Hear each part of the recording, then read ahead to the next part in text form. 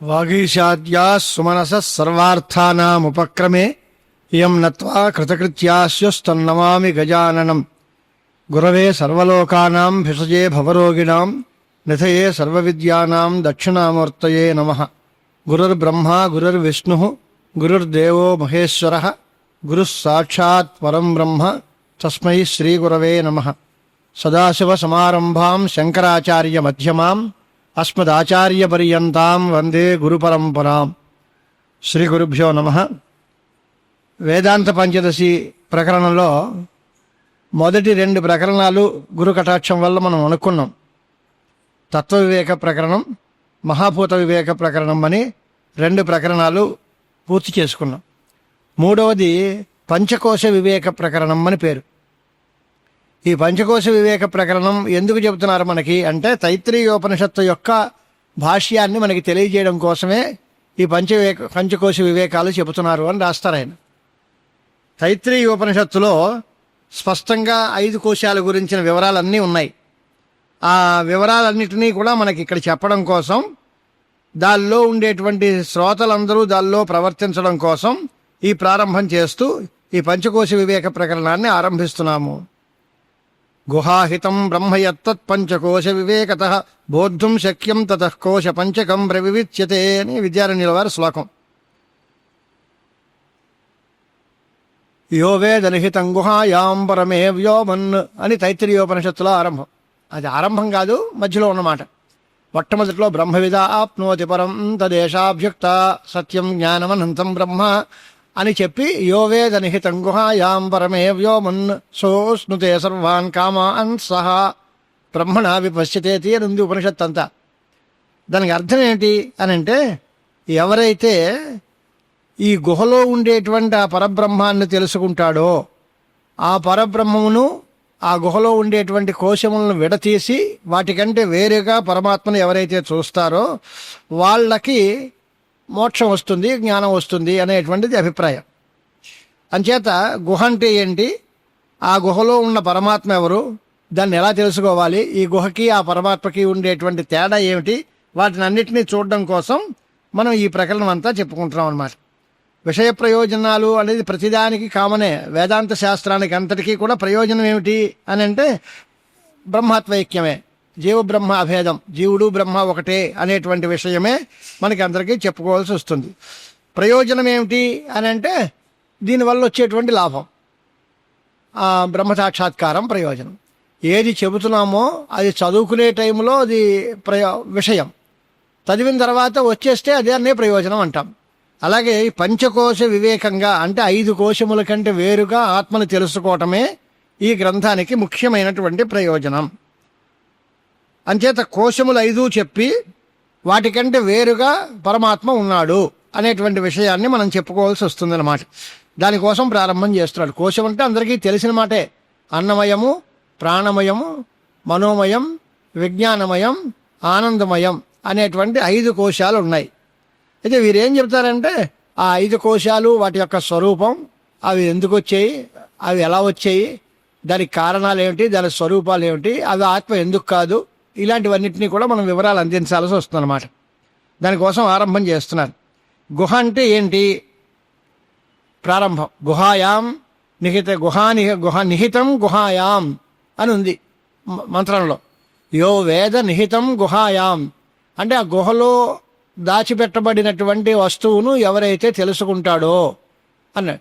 గుహ అంటే ఏంటి, లోపల ఉన్న నిహితమైన వస్తువు ఏమిటి అని 2 ప్రశ్నలు వస్తాయి మనకి. గుహ అనే దానికి సమాధానం చెబుతున్నారు ఆయన. దేహాదభ్యంతర ప్రాణ, ప్రాణాదభ్యంతరం మనః, తతఃకర్త తతో భోక్త గుహ సేయం పరంపరా అన్నది.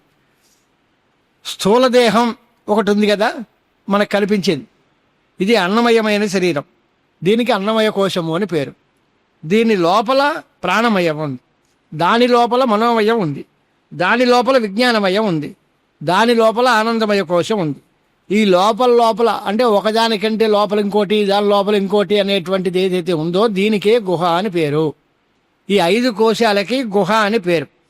ఈ గుహ లోపల ఉండేటువంటిది ఏమిటి అని అంటే అదే పరమాత్మ స్వరూపం. ఇప్పుడు మనకు వచ్చే ప్రశ్న ఏంటి, పైన స్థూల దేహం ఉంది, ఇదే పనులు చేస్తోంది, దీనికే క్రియలు ఉన్నాయి, దీనికే గుణాలు ఉన్నాయి. ఏదైనా నేను అంటే ఈ శరీరాన్ని చూపించి నేను అంటున్నాను. అంచేది ఈ స్థూల దేహమే ఆత్మ అనొచ్చు కదా, దీన్ని ఎందుకు కాకుండా చేయాలి? అసలు ఈ స్థూల దేహం ఆత్మ అంటే ఏమి నష్టం ఏమిటి?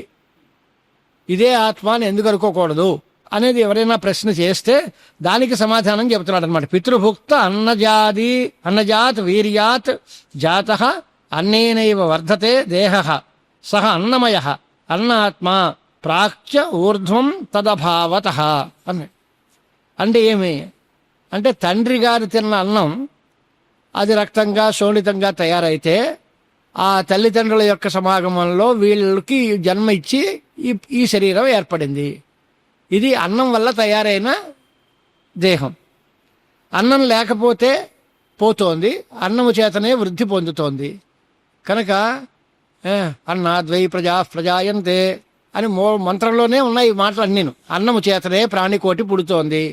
జాతాన్ని అన్నేన వర్ధంతే, పుట్టినటువంటి ప్రాణులన్నీ కూడా అన్నము చేత వృద్ధి పొందుతున్నాయి. అన్నగా లేకపోయినట్లయితే నశించిపోతున్నాయి. కాబట్టి అన్నమే ఆత్మస్వరూపము అనేటువంటి ఒక అభిప్రాయం మనం చెప్పుకోవచ్చు. కానీ అది సరికాదు. ఎందుకంటే ఈ జన్మ కంటే ముందు కూడా ఆత్మ ఉంది, ఈ జన్మ కంటే తర్వాత కూడా ఆత్మ ఉంది. అప్పుడు ఈ దేహం లేదు. దేహమే ఆత్మ అని అనుకుంటే వీడికి పుట్టక ముందు ఈ దేహం లేదు కదా, మరి అప్పుడు ఆత్మ లేదా? లేదు. చచ్చిపోయిన తర్వాత ఆత్మ ఉందా లేదా అంటే ఉంది అంటున్నాం. ఈ దేహం లేదు కదా అని ఆక్షేపం. నష్టమేమి? తర్వాత ఆత్మ లేదు, ముందు ఆత్మ లేదంటే వచ్చే నష్టం ఏంటి? ఈ దేహమే ఆత్మ, పుట్టినప్పుడే ఆత్మ వచ్చింది, ఇది పోతే పోయింది. అంత నష్టం ఏమిటి అంటే, ఒకటి ఆత్మకి అనిత్యత్వ ప్రసంగం. ఆత్మ అనిత్యము అనే మాట ఒప్పుకోం మనం, ఆత్మ నిత్యము అని. రెండోది పెద్ద యుక్తి ఏంటి అంటే, గత జన్మల్లో చేసిన పనుల యొక్క ఫలితాన్ని ఇప్పుడు వీడు అనుభవిస్తున్నాడు అన్నాం. గత జన్మలో ఈ శరీరం లేదు, అప్పుడు చేసిన శరీరం అప్పుడే పోయింది. మరి చేసినవాడు అనుభవించడానికి చేసినవాడు ఎవడు, అనుభవించేవాడు ఎవడు? గత శరీరంతో చేసిన పనులు ఈ శరీరంతో ఎలా అనుభవిస్తారు అనేది ఒక ప్రశ్న. కాదండి, ఆ శరీరం అనుభవించలేదు అంటే చేసిన దానికి ఫలితం లేకుండా పోతుంది అక్కడ. ఇక్కడ ఏమీ చేయకుండా ఫలితాలు రావాల్సి వస్తుంది. ఇక్కడ ఇది దోషమే, అది దోషమే. చేసిన వాడికి ఫలితం ఉండాలి, చెయ్యని వాడికి ఫలితం రాకూడదు. కాబట్టి గత శరీరంతో చేసిన పనుల యొక్క ఫలితం కావాలి అంటే దానిలోనే ఎవరు చేశారో వాడే అనుభవించాలి. ఇప్పుడు ఈ శరీరంతో మనం ఏమి చేయకపోయినా ఫలితం అనుభవిస్తున్నాము అంటే చాలా తప్పు కదా. పనేం చేయకుండా లాభం పొందడం అనేది అన్యాయం. అంచేత ఇది కృతహాన అకృత అభ్యాగమాలు అంటారు శాస్త్రాల్లో. చేసిన దానికి ఫలితం లేకపోవడం, చెయ్యని దానికి రావటం, ఇలాంటి దోషాలు తప్పించడం కోసం అప్పుడు చేసింది ఆత్మే, ఇప్పుడు పొందింది ఆత్మే అని చెప్పి ఈ ఆత్మే గత శరీరంలో ఈ పని చేశాడు, ఈ శరీరంతో దాని ఫలితాన్ని అనుభవిస్తున్నాడు.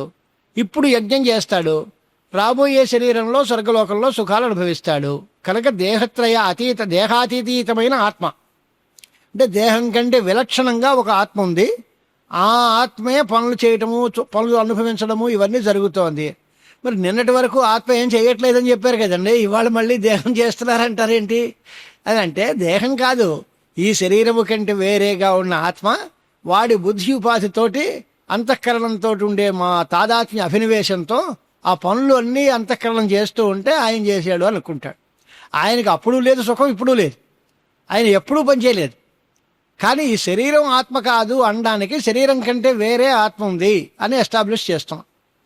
ఆ ఆత్మకి కర్తృత్వ భోక్తృత్వాలు ఉన్నాయా లేదా అంటే వెనకాల చెప్పిన మాటే మళ్ళీను.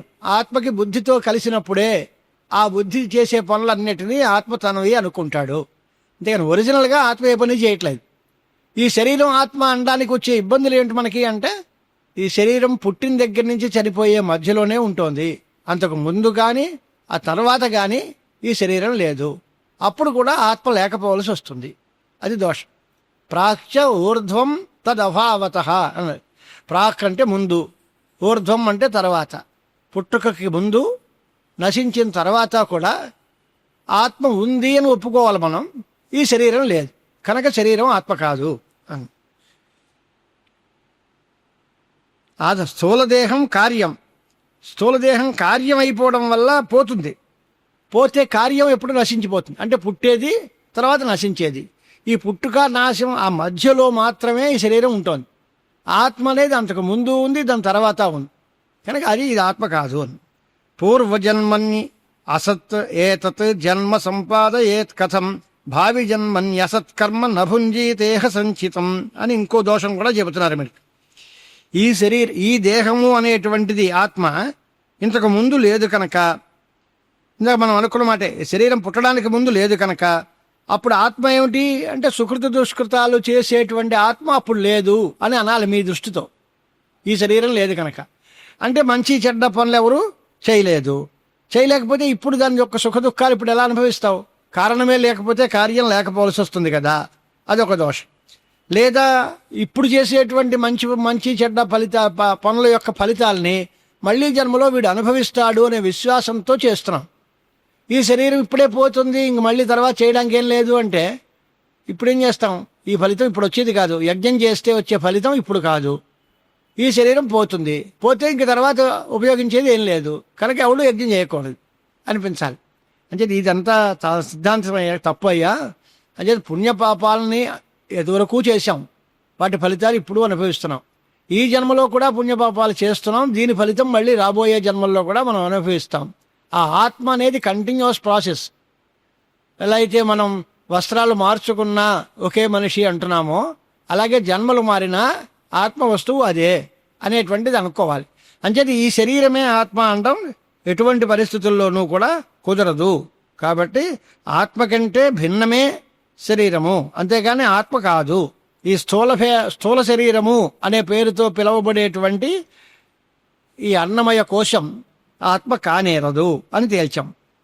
పోనీ లేకపోతే దీని లోపల ఉండే ప్రాణమయ కోశం ఆత్మ అందాం అని అంటే దానికి చెప్తున్నారు. పూర్ణ దేహే బలం యచ్చన్ అక్షాణం యః ప్రవర్తక వాయు ప్రాణమయో నాసౌ ఆత్మ చైతన్యవర్జనాత్.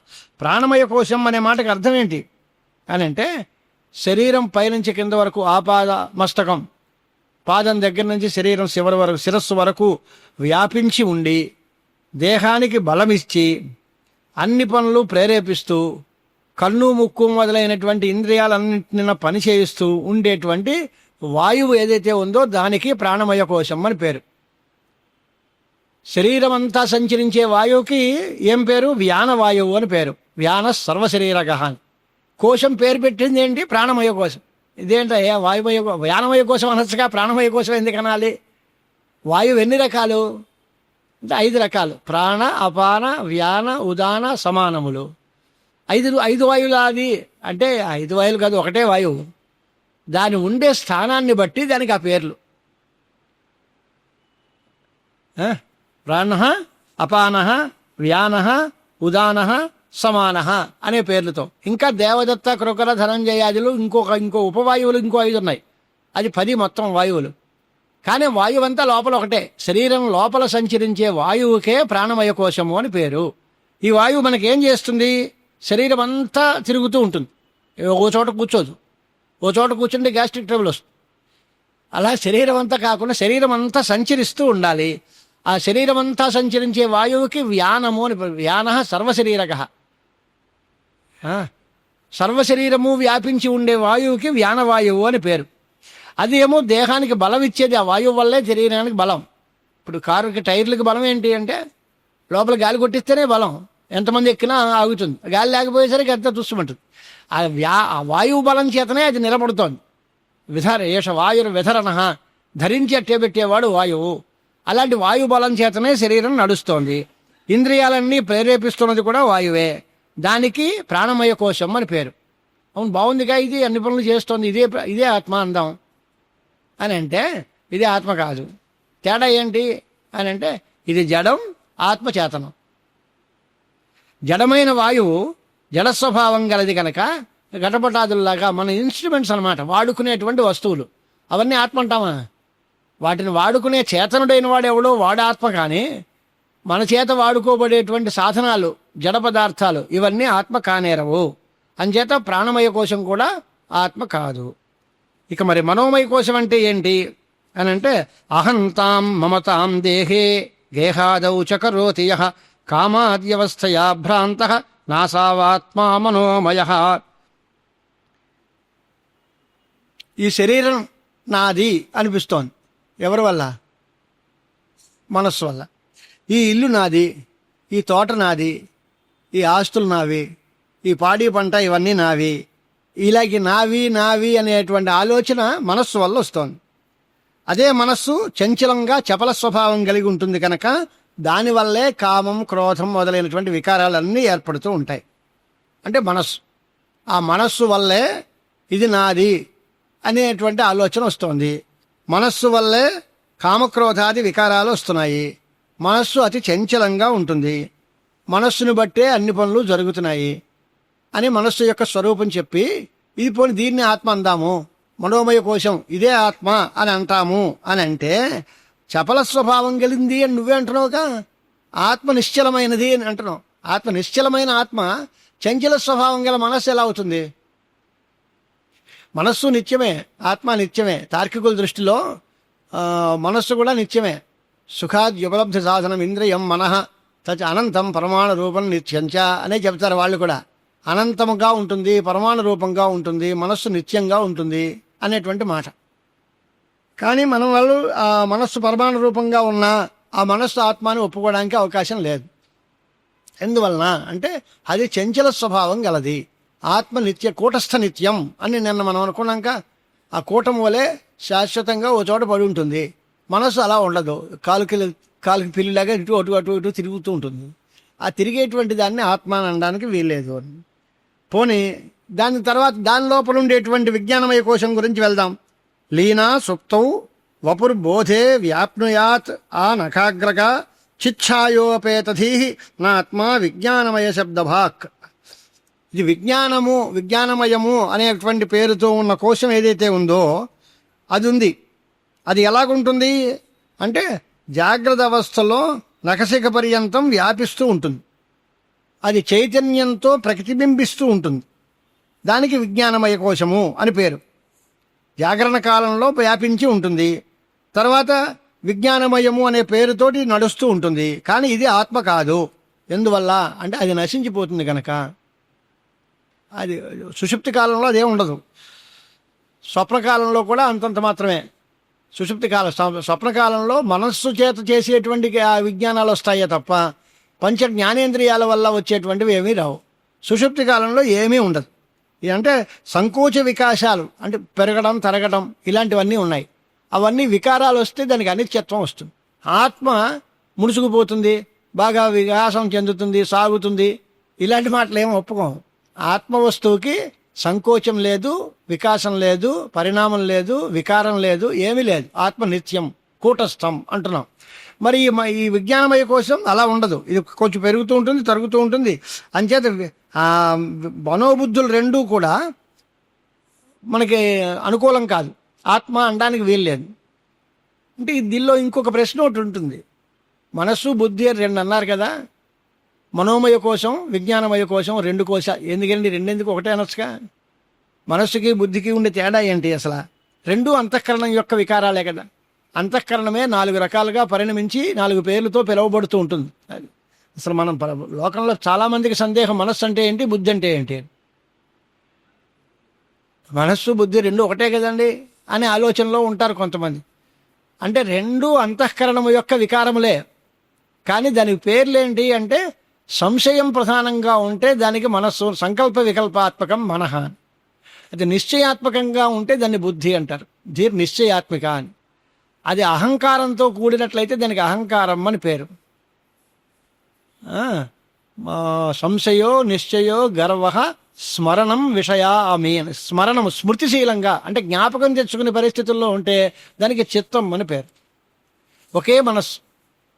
అది సంకల్ప వికల్పాత్మకంగా ఉంటే దాన్ని మనస్సు అనాలి, నిశ్చయాత్మకంగా ఉంటే బుద్ధి అనాలి, అహంకార స్వరూపంలో ఉంటే దాన్ని అహంకారము అని పిలవాలి. అది కాకుండా స్మృతిశీలంగా అంటే ఇదివరకు లోపల పొందిన జ్ఞానాన్ని మళ్ళీ జ్ఞాపకం తెచ్చుకునే పరిస్థితుల్లో ఉంటే దానికి చిత్తం అని పేరు అన్నారు. ఇవన్నీ ఒకటే. లోకంలో వ్యవహారం చిత్తం అన్నా, అంతఃకరణం అన్నా అన్నీ ఒకటే అనిపిస్తుంది. కానీ చిన్న చిన్న తేడాలు ఉన్నాయి. ఆ తేడాలతో మనస్సు, విజ్ఞానము అని 2 పేర్లతో పిలిచాం. అంతా ఒకటే కదా, అంతఃకరణ వికారమే కదా ఇదంతాను. ఈ రెండింటినీ ఒకే కోశంగా లెక్క పెట్టవచ్చు కదా, 2 కోశాలు ఎందుకనాలి అనేది ఒక ప్రశ్న. ఏంటంటే ఒకటంటే రెండంటే అదేం కాదన్నావు కా నువ్వు ఆత్మ కాదు అనే తేలుస్తున్నావు. మనోమయ కోశము ఆత్మ కాదు, విజ్ఞానమయ కోశం కూడా ఆత్మ కాదు అనే చెబుతున్నారు. మరి రెండు వేరు వేరు ఎందుకు చెప్పారు? అసలు అది కూడా మాకు తెలుసుకోవాలి.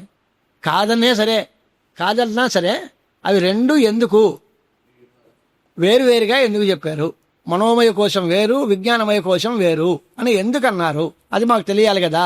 అంటే దానికి కూడా పాపం మహానుభావుడు వ్యాఖ్యానం చేసి చెబుతున్నారు. మనోబుద్ధులు రెండు అంతఃకరణ వికారాలే అయినప్పుడు మనోమయ కోశము విజ్ఞానమయ కోశము ఒకటే అవ్వచ్చు కదా అని కదా నీ ప్రశ్న. దానికి సమాధానం చెప్తాను విను అన్నాడు. కర్తృత్వ కరణత్వాభ్యాం విక్రియేత అంతరింద్రియం విజ్ఞాన మనసి అంతర్బహిశ్చయితే పరస్పరం. ఒకటి లోపల ఉంటుంది, ఒకటి బయట ఉంటుంది, అది తేడా. కర్తృత్వ శక్తి కలిగింది విజ్ఞానమయ కోశం, కరణత్వ శక్తి గలది మనోమయ కోశం. అది తేడా. అది ఒకటి చేస్తుంది, రెండవది చేయడానికి సాధనం అవుతుంది. అంటే ముఖ్యమైన సాధనానికి కరణం అని పేరు. సాధకతమం కరణం అని పాణినీయ సూత్రంలో ప్రకృష్టోపకారకం కారకం కరణ సంజ్ఞం స్యాత్. చాలా మిక్కిలి పదునే అంటే సాధనాలు అంటే ఆ పని చేయడానికి ఉపయోగించబడేటువంటి పనిముట్లు చాలా ఉంటాయి. దాంట్లో ప్రధానమైన పనిముట్టు ఏదైతే ఉంటుందో దానికి కరణం అని పేరు. తకమావన్నీ ఉంటాయి కానీ తకమా వాటికంటే ఇది చాలా ముఖ్యమైనది. ఆ సాధక తమం ముఖ్య కారణం. ముఖ్యం అంటే ఏంటంటే ఏది లేకపోయినా పని జరగదుగా. ఏది ముఖ్యం అని అంటే దేని తాలూకు ఉపయోగం తర్వాత వెంటనే ఫలం పుట్టిందో అది ముఖ్యమో లెక్క. అంటే ముందు మామూలుగా ఓ సాధనాన్ని వాడతాం, అది ఉపయోగించదు, దానివల్ల ఫలితం పుట్టదు. ఉపయోగించదు అని కాదు, దీనివల్ల కూడా ఎంతో అంత ఫలితం ఉంది. ఇప్పుడు చెట్టు నరికితే మొదటి నుంచి నరకడం ప్రారంభించాం అనుకోండి, ఓ బ్లేడ్తో నరుకుతాం, తర్వాత ఓ చాకుతోటి, తర్వాత ఓ చిన్న కత్తితోటి, తర్వాత గొడ్డలతో పేటు పెడతాం అనుకోండి. అప్పుడు ఆఖరి దెబ్బకి అది చెట్టు పడిపోతుంది. ఇప్పుడు దేంతో కొట్టాము అంటే ఆఖరిదే చెబుతాం. కానీ ఆఖరిది ఒకటేనా అంటే ఈ ముందు అన్నిటి వల్ల ఎంతో అంత తెగింది. అది కొంచెం కొంచెం కొంచెం కొంచెం కొంచెం తెగి ఆఖరి దెబ్బతో విడిపోయింది. అలాగే ప్రయోజనం అనేది ఉంటుంది. అసలు పూర్తి నిష్ప్రయోజనాలు కావు మొదటివన్నీ కూడా. కానీ ఆఖరిని దేని తర్వాత వెంటనే ఫలం పుట్టిందో దాన్ని చాలా గొప్ప మాటగా చెప్పి దానివల్లే తగ్గిందండి అంటాం. రోగాలు వచ్చినవాడు కూడా అలాగే అంటాడు. ముందు ఏదో హోమియోపతి వాడతాడు, నెలలో 2 నెలల్లో 3 నెలల్లో వాడిన తర్వాత ఇది లాభం లేదు ఆయుర్వేదంలోకి వెళ్దామంటాడు. ఆ తర్వాత అది తగ్గిన తర్వాత అల్లోపతిలోకి వెళ్తాడు. ఆ మందులు కూడా పట్టివ్వకపోతే ఇంకెందుకంటే ఆపరేషన్ చేయించేసుకుంటాం అంటుంటాడు. దాంతో రిలీఫ్ వస్తే వీడు దేనివల్ల తగ్గిందంటాడు, నాకు ఆపరేషన్ వల్ల తగ్గిందంటాడు. ఉత్తిది ఈ రోగం అంతా వీటి వల్లే తగ్గింది. ఆ చివరికి ఆ పేరు వాడికి దక్కిందంతే. వశిష్ఠ మహర్షే పాపం రామచంద్రమూర్తికి అన్నీ చెప్పినవి, పేరు కొట్టేసింది విశ్వామిత్ర మహర్షి. ఆ చిట్ట చివరికి వచ్చి ఏదో మెదలి చేసి 4 మాటలు 4 అస్త్రాలు ఇచ్చి ఇదంతా గురువుగారు అన్నాడు తప్ప మొదటి నుంచి చిన్నప్పటి నుంచి బాల్యం నుంచి చెప్పిందంతా వశిష్ఠుల వారే కదా. అలాగే చిన్నప్పటి నుంచి చెప్పింది పోతుంది, ఆ చివరికి వచ్చేది ఏదో అదే మిగులుతుంది. అలాగా ప్రకృష్టోపకారకమైన కారకం కరణ సంజ్ఞం అవుతుంది.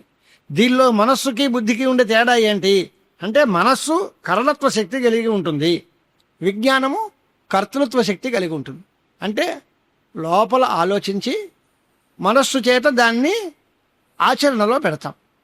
అంచేత విజ్ఞానమయ కోశం లోపల ఉంది, మనోమయ కోశం దాని బయట ఉంది. అది కరణం, సాధనం. అయితే ఈ ఆంతరము బాహ్యము అనే తేడాతో ఈ రెండింటిని పెట్టామన్నాడు. అంటే ఒకటి లోపల ఉంటుంది, ఒకటి బయట ఉంటుంది. కొంతమంది లోపల అనుకుంటారు, మరి కొంతమంది బయటికి అంటారు. ప్రతివాడు బయట అనేవాడు, ప్రతివాడు లోపల అనుకోకుండా బయట అనలేడు.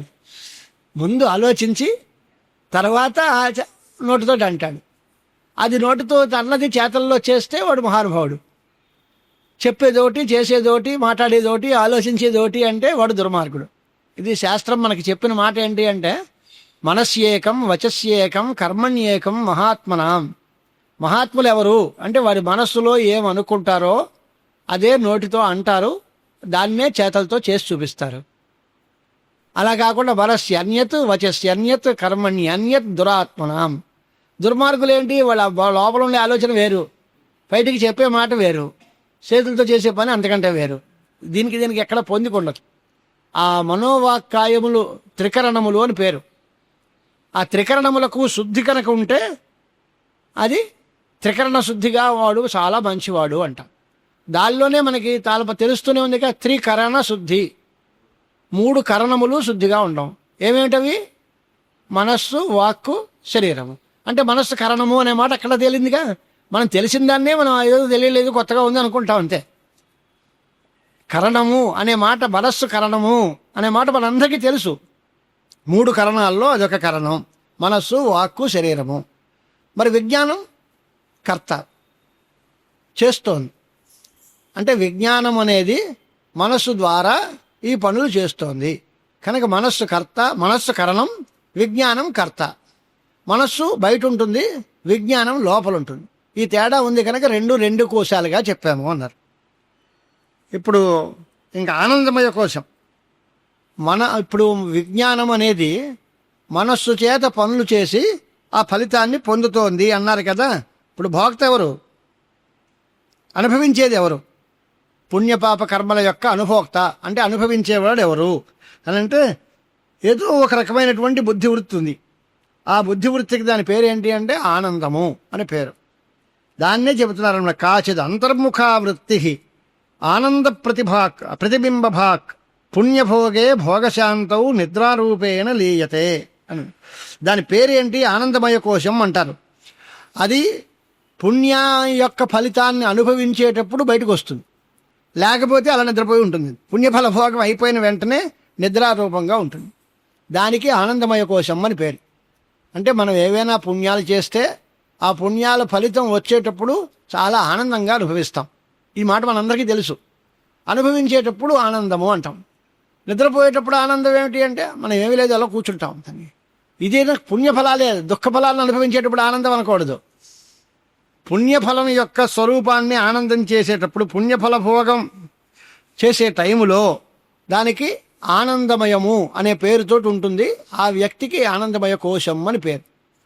అదే ఆ పుణ్యఫల భోగం అయిపోయిన తర్వాత, పని పూర్తి అయిపోయిన తర్వాత లోపల నిద్రగా అలా లీనంగా పడుకుని ఉంటుంది. దాన్ని మళ్ళీ లేవదది. దానిలో మళ్ళీ ఆ పుణ్యఫలాన్ని అనుభవించే టైంకి వచ్చినప్పుడు అది బయటకు వస్తుంది, ఆనందం అభివ్యక్తం అవుతుంది. అంటే మనస్సులో ఆనందం ఉంటుంది, కానీ అది ఒక్కొక్కప్పుడు బయటికి చెప్పడానికి వీలుగాను అనుభవంలోకి వస్తుంది. లేకపోతే అది ఉన్నట్టు కూడా తెలియకుండా స్తబ్దంగా ఉంటుంది. అలాంటి పరిస్థితి వచ్చినప్పుడు దానికి ఆనందమయ కోశం అని పేరు. ఈ ఆనందమయ కోశం ఎందుకు ఆత్మ కాదు అని అంటే మీరే చెప్తున్నారుగా, ఒకప్పుడు బయటకు వస్తుంది, లేకపోతే నిద్రలాగా లోపల పడి ఉంటుంది అన్నారుగా.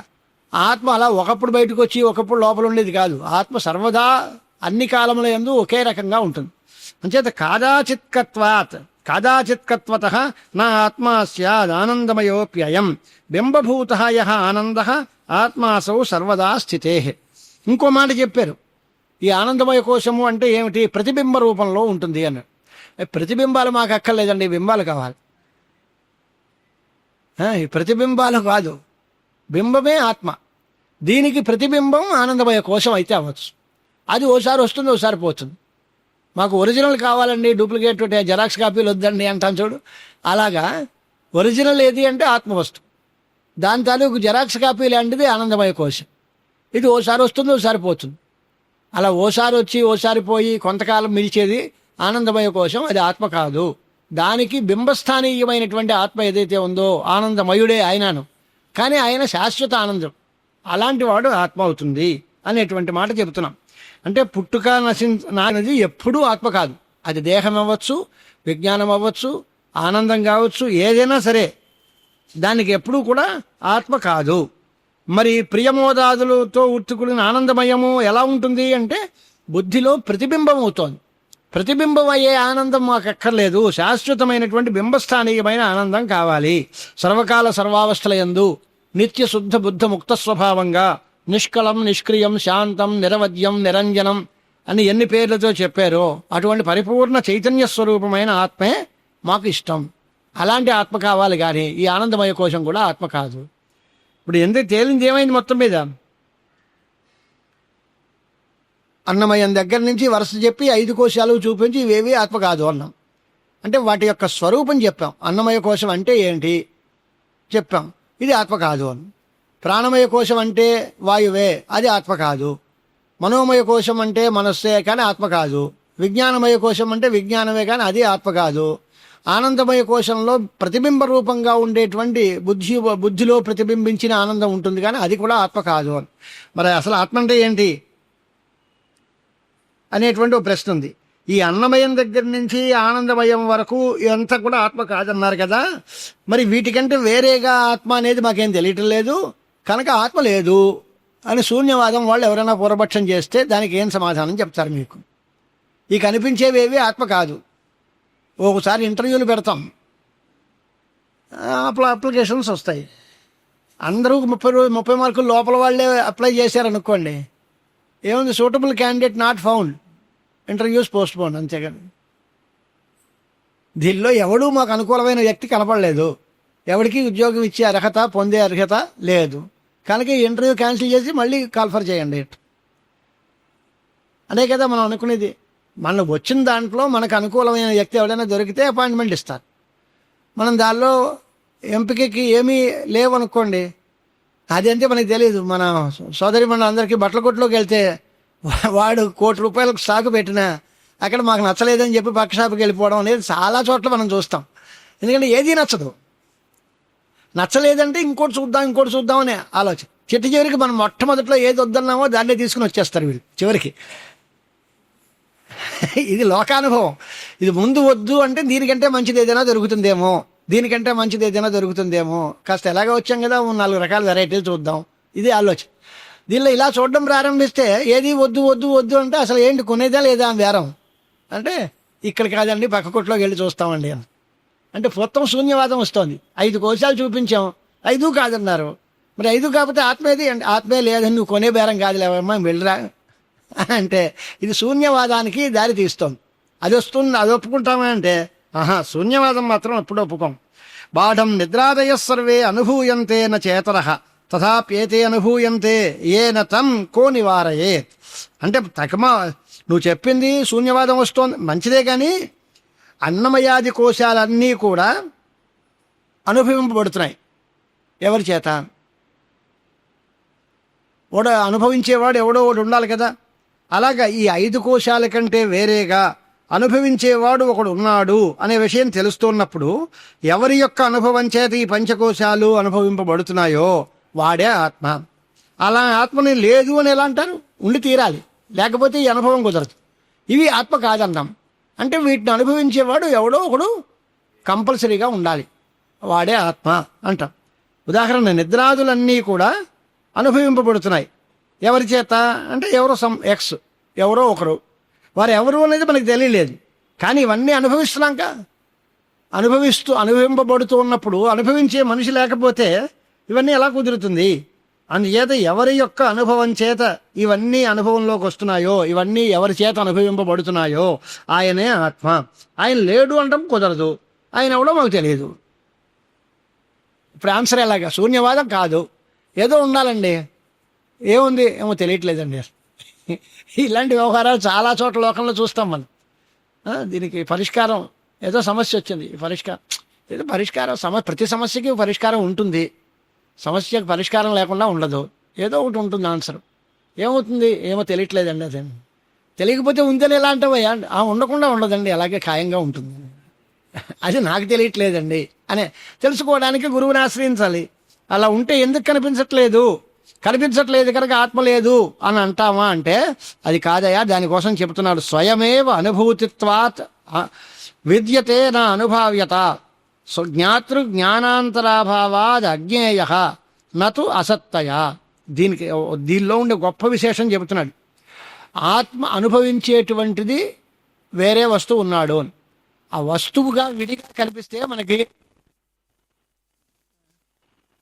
వేరేగా వస్తువు కనిపిస్తే ఆ వస్తువు దొరుకుతాడు. కానీ ఆత్మ దగ్గరకు వచ్చేసరికి ఇది అనుభూతి రూపం, అనుభవించేవాడు అని వేరేగా ఉండడం. ఏమబ్బా దాన్ని ఏం చేశారు?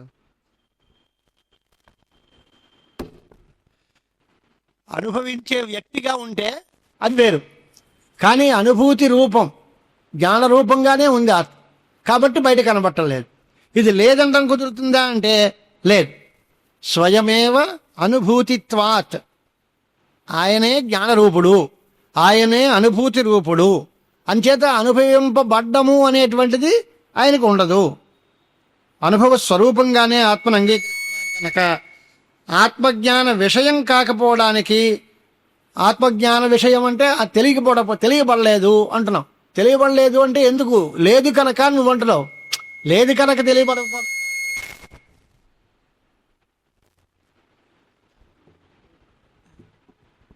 తెలియకపోవడానికి కారణం లేకపోవడం కాదు. మనం వస్తువులు తెలియలేదు అనడానికి 2-3 రకాల కారణాలు ఉంటాయి లోకంలో. తెలియలేదు అంటే వస్తువు లేదు కనుక తెలియలేదు. తెలిసిందా? అది తెలివేనండి. అదేం తెలుస్తుంది? దాని చేత అన్నిటినీ తెలుసుకోవాలి తప్ప. ఇప్పుడు మనకు కన్ను ఉంది, కంటితో ఇతర వస్తువులన్నింటినీ చూస్తాం. కన్నుని చూసావా అంటే కంటిని చూడడం ఏంటండి, కన్ను చూసేదే తప్ప చూడబడేది కాదు అంటానే. అలాగా ఆత్మవస్తువు అనుభూతి రూపం అంటే జ్ఞాన రూపం. జ్ఞానము జ్ఞేయం కాదు, జ్ఞానము తెలియబడదు, అంచేత తెలియబట్టలేదు. లేదా అంటే ఉంది, ఇది ఇతరములన్నింటినీ తెలియజేస్తుంది, తనంతట తానుగా తెలియబడదు. అంచేత స్వయమేవ అనుభూతిత్వాత్ విద్యతేన అనుభావ్యత జ్ఞాతృ జ్ఞానాంతర అభావాత్ అజ్ఞేయ. దీన్ని తెలుసుకునేటువంటి వేరే జ్ఞాత కానీ, దీని చేత తెలియబడేటువంటి ఇంకో మరో జ్ఞానం కానీ అవేవీ లేదు. ఇదే జ్ఞానరూపం కనుక ఇది విజ్ఞేయం కాదు, తెలియబడేది కాదు. అంతేకాని నటు అసత్తయా అంటే లేకపోవడం వల్ల తెలియబడలేదు అనుకోకూడదు. అసద్భావం అంటే లేదు, ఇది లేదు కనుక తెలియటం లేదు అనే మాట తప్పు. దీనికి తెలుసుకునేటువంటి మరోవాడు లేడు కనుక, మరో వీడే తెలుసుకునే రూపం కనుక, దీన్ని తెలుసుకునే మరో వ్యక్తి లేకపోవడం వల్ల ఇది తెలియబట్టం లేదు అనేటువంటి ఆలోచనే చేయాలి తప్ప ఆత్మ లేదు అనేటువంటి విషయం మాత్రం లేదు. ఆత్మ అనుభవ విషయం అవుతుందా కాదా అని అంటే దానికి ఒక దృష్టాంతం చెబుతున్నాడు. మనకందరికీ బాగా అనుభవంలో రోజు ఉన్నది పిండి వంటలు చేసుకుంటాం. ఏదో శనగపిండికి కాస్త పందారు కలిపితే ఏదో లడ్డూలో ఇంకోటో తయారు చేస్తారు. చక్కెర ఎలా ఉంటుంది అని చెప్పారనుకోండి, తీగా ఉంటుంది. చక్కెర మధ్య ఉన్న వస్తువులకి మాధుర్యం ఉంది, రావాలి. దానిలో చక్కెరలో శనగపిండిలో తీపి రావాలంటే చక్కెర కలుపుతాం. చక్కెరలో తీపి కావాలంటే ఇంకేం కలపక్కర్లేదుగా, దాని ఎందు అదే ఉంది చక్కెర, అదే తీపి స్వరూపం. దానికి తీపితనం రావడం కోసం మరో వస్తువు కలవక్కర్లేదు. అలాగే అనుభవ రూపమైన ఆత్మయందు అనుభవం కోసం ఇంకే పదార్థము అపేక్షింపబడదు. ఇతర పదార్థాలను అనుభవించడానికి ఇది కావాలి. ఇతర వస్తువుల్లో తీపి రావడానికి పంచదార కావాలి, కానీ పంచదార తీయగా ఉండడానికి మరో వస్తువు ఏం అక్కర్లేదు, అదే తీపిగా ఉంటుంది. అలాగా జ్ఞానము అనేటువంటిది స్వతసిద్ధంగానే అనుభూతి రూపం. అంచేత ఎప్పుడూ ఆనందంగానే ఉంటుంది, అనుభవ రూపంగానే ఉంటుంది. ఆనందము అనేది అనుభవ రూపమే తప్ప అనుభవించేవాడి వ్యక్తి రూపము కాదు, అనుభవింపబడే వస్తు రూపము కాదు, అనుభవ రూపం. ఇది వేదాంత సిద్ధాంతంలో ఉండే ప్రత్యేకత. ఇది తకమా దర్శనాల్లో అన్నిట్లోనూ కూడా ఆత్మ జ్ఞానాన్ని పొందుతాడు, ఆత్మ అనుభవిస్తాడు, ఆయనకి అనుభవం ఉంటుంది అంటాం. వేదాంతులు మాత్రం ఆయనే అనుభవ స్వరూపుడు, ఆయనే జ్ఞానస్వరూపుడు, ఆయనకి మరో జ్ఞానం లేదు, ఈ జ్ఞానం పొందేవాడు వేరే లేడు, ఆయనే జ్ఞానం, జ్ఞానమే ఆయన అనేటువంటి అభిప్రాయం చెప్తారు. ఇక అనుభవ రూపమైన ఆత్మ ఎలాగుంటుంది అన్నాడు. అనుభవ విషయం కాదు, అనుభవ రూపమే. అది బోధాత్మ అంటే జ్ఞానస్వరూపుడు అనేటువంటి ఆత్మ. తత్స్వభావత్వం ఎలా వస్తుంది? మాభూతథ అనుభావ్యత్వం బోధాత్మాతు నహీయతే. అంటే తెలుసుకునేటువంటి వ్యక్తి ఇంకోడెవడు లేకపోయినా, అనుభవం కలగజేసేటువంటి మరో పదార్థం ఏమీ లేకపోయినా అనుభవ రూపమైన ఆత్మ మాత్రం ఖచ్చితంగా ఉంటాడు. దానికి కారణం ఏమిటి అంటే ఆయన స్వయం జ్యోతిర్భవత్యేష పురఃస్మాద్ భాసతే అఖిలాత్ తమేవ భాంతం అన్వేతి తద్భాసా భాష్యతే జగత్. మనం రోజు చదువుకునే మంత్రం, నత్ర సూర్యో భాతి నచంద్రతారకం నేమా విద్యుతో భాంతికుతో యమగ్ని తమేవ భాంతం అనుభాతి సర్వం తస్య భాషా సర్వమిదం విభాతి. మంత్రానికి అర్థం ఏంటి? రోజు మంత్రం చదువుతాం కానీ అర్థం ఏమిటి అని అంటే నత్ర సూర్యో భాతి అంటే సూర్యుడు ప్రకాశించడు. ఎక్కడ? తత్ర అనే మాటకి సంస్కృతంలో అక్కడ అని అర్థం. అక్కడ సూర్యుడు ప్రకాశించడు అని అంటే ఆ ఆత్మ చైతన్యాన్ని సూర్యుడు తెలియజేయలేడు అని అర్థం. తం న ప్రకాశయతి అని అర్థం. ఆ సూర్యుడు కూడా తకమా వస్తువులన్నిటినీ ప్రకాశింపజేస్తాడు, కానీ ఆ పరమాత్మ వస్తువుని ఆయన కూడా ఏమీ చేయలేడు, చెప్పలేడు. అందుకనే ఆయనకంటే గొప్ప కాంతిమంతం అది, అంతకంటే పెద్ద వెలుగు కనుక సూర్యుడు కూడా ఆయనని చూపించలేడు. ఆయన విషయంలో చంద్రుడు, నక్షత్రాలు, అగ్నిహోత్రము ఇవేవి కూడా పనికిరావు అని మంత్రాలకి అర్థం. నా తత్ర సూర్యోభాతి నా చంద్రతారకం నేమా విద్యుతోభాంతి, మెరుపులు నా కుతోయం అగ్ని, అగ్ని ఇవన్నీ ప్రకాశించేటువంటి స్వభావాలు కలిగిన వస్తువులు. సూర్యుడు, చంద్రుడు, నక్షత్రాలు, మెరుపులు, అగ్నిహోత్రము ఇవన్నీ కాంతివంతమైన వస్తువులు. ఇవేవీ కూడా ఆత్మ వస్తువుని భాషింపజేయలేవు. అదేంటండి అని, ఎందుకంటే తమేవ భాంతం అనుభాతి సర్వం, అది స్వయం జ్యోతి, స్వప్రకాశం. దాన్ని అనుసరించి దాని యొక్క కాంతికి లోబడి ఇవన్నీ కాంతికి ఎలాగో అవుతున్నాయి. సూర్యుడు కాంతితో ఉన్నాడు అంటే దేనికి అంటే పరమాత్మ యొక్క కాంతికి లోబడి కాంతిమంతం అవుతుంది. అది మనకి తెలియదు. కానీ చంద్రుడు సూర్యుడు యొక్క కాంతికి లోబడి కాంతిని కలిగి ఉన్నాడు అనే మాట మనం సైన్స్లో చదువుకుంటున్నాం. సూర్యముడు యొక్క అధీనంలో సూర్యకాంతికి లోబడి చంద్రుడు కాంతితో ప్రకాశిస్తున్నాడు అని చదువుతున్నాం. సూర్యుడు పరమాత్మ యొక్క కాంతికి లోబడి కాంతిమంతం అవుతున్నాడు అనే మాట వీళ్ళు చెప్పరు, అది ఉపనిషత్తులు చెప్తాయి. తస్య భాష సర్వమిదం విభాతి అని కన్క్లూజన్. ఎవరైనా ప్రపంచంలో ఏ మూల చీమ దగ్గర నుంచి మొత్తం బ్రహ్మాండం వరకు పిపీలికాది బ్రహ్మపర్యంతం ఎవడైనా ప్రకాశిస్తున్నాడు అంటే అది పరమాత్మ యొక్క ప్రకాశము, వేరే కాదు. ఏమాత్రమైనా బ్రైట్నెస్ ఎక్కడైనా ఉంది అంటే అదంతా ఈశ్వరుడిది. అంచేతే భగవద్గీతల్లో మనకి చెప్పింది యద్యద్ విభూతిమత్సత్వం శ్రీమదూర్జితమేవవా తత్తదేవ అవగచ్చత్వం మమ తేజోంశ సంభవం అన్నాడు. ఈ ప్రపంచంలో ఎక్కడైనా ఏ వస్తువులోనైనా ఏ మనిషిలోనైనా ఎక్కడైనా చిన్నపాటి తేజస్సు కొంత దానిలో గొప్పతనం ఏదైనా కనిపిస్తే అదంతా నాదే అనుకోనాడు ఆయన. నేను లేకపోతే ఎక్కడా గొప్పతనం లేదు, నేను లేకపోతే ఎక్కడా తేజస్సు లేదు, ఎక్కడా ప్రకాశం లేదు, అదంతా నాదే. తత్తదేవ అవగచ్చత్వం మమ తేజో అంశ సంభవం, నా తేజస్సు యొక్క అంశ అక్కడ రావడం వల్ల వాళ్ళలో ప్రకాశం ఉంది. అదే మొత్తం తేజస్సు అంతా నాది. సముద్రస్థానీయమైన తేజస్సు బ్రహ్మది అయితే దాంట్లో ఉండే కెరటాల్లోంచి వచ్చేటువంటి నీటి బిందువుల్లో తుంపర్లు ఏదైనా వస్తే అలాంటి ఆనందాలు జీవుడివి. సముద్రస్థానీయమైన ఆనందం అయింది, సముద్రం లాంటి ఆనందం. దాంట్లో కెరటాలు వచ్చి కెరటాలు తగ్గిపోయిన తర్వాత గాలికి తుంపర్లు వస్తాయి. ఆ తుంపర ఏంటి ఓసారి వచ్చి అలాగా పోతుంది. అలాగా జీవుడు ఆనందం అంత క్షణికంగా ఓసారి వచ్చి పోతూ ఉంటుంది. కానీ పరమాత్మ యొక్క ఆనందం అంటే సముద్రంలాగా శాశ్వతంగా నిండి ఉంటుంది. అలాంటి ఆనందం వేరు, మన ఆనందాలు వేరు. అంచేత ఇక్కడికి వచ్చేటువంటి పరిస్థితుల్లో దీనిలో స్వయం జ్యోతి అత్రాయం పురుష స్వయం జ్యోతిర్భవతి అనేటువంటి ఉపనిషత్తు. దమేవ భాంతం అనుభాతి సర్వం తస్య భాష సర్వమిదం విభాతి అనే శృతులు ఇది ఆత్మకి స్వప్రకాశత్వాన్ని చెబుతున్నాయి. స్వప్రకాశత్వం అంటే మాట ఏంటి? ఇందాక చెప్పిందే, తనంతట తాను ప్రకాశ రూపుడు. ఆయన్ని ప్రకాశింపజేయడానికి మరో వస్తువు అక్కర్లేదు. ఇతర వస్తువుల చేత ప్రకాశింపబడేటువంటి అలవాటు ఆయనకి లేదు. పక్కన రికమెండేషన్ కేసు కాదనమాట. ఒరిజినల్గా తన ఇండివిజువాలిటీ మీద, తన సామర్థ్యం మీద తను నిలబడ్డాడు తప్ప ఏదో రికమెండేషన్స్ తోటి డబ్బులు ఇచ్చి అలాంటి వ్యవహారం కాదు, పరాధీనం కాదు. స్వతంత్రంగా తనంతట తానే ప్రకాశరూపుడుగా ఉన్నాడు అని అర్థం. అంటే బోధ స్వరూపుడే తప్ప బోధలో విషయం కాదు. ఈ మాటలన్నీ పర్యాయ పదాలే. బోధ, జ్ఞానము, అనుభవము, అపరోక్షము, స్వయం ప్రకాశము, చిత్స్వరూపము, ఆనంద స్వరూపము, ఇవన్నీ ఆయనకే లక్షణాలు. ఇవన్నీ ఆయన ఆత్మ యొక్క స్వరూపాలే. వీటన్నిటికీ కూడా ఉదాహరణగా ప్రమాణాలు శృతులు ఉన్నాయి. ఏదో కొన్ని చెప్పారు, కొన్ని చెప్పట్లేదు. అత్రాయం పురుష స్వయం జ్యోతి తమేవ భాంతం అనుభాతి సర్వం సత్యం జ్ఞానం అనంతం బ్రహ్మ, ఇలాంటి శృతులన్నీ కూడా వాటికి అర్థాన్నే చెబుతున్నాయి. మాట ఏంటి? ఏ నేదం జానతే సర్వం తం కేన అన్యేన జానతాం విజ్ఞాతారం కేన విద్యాశక్తం వేద్యేతు సాధనం. తెలియబడే వస్తువు అంటే దానికి ఒక సాధనం చూపించి దాన్ని తెలియజేయచ్చు.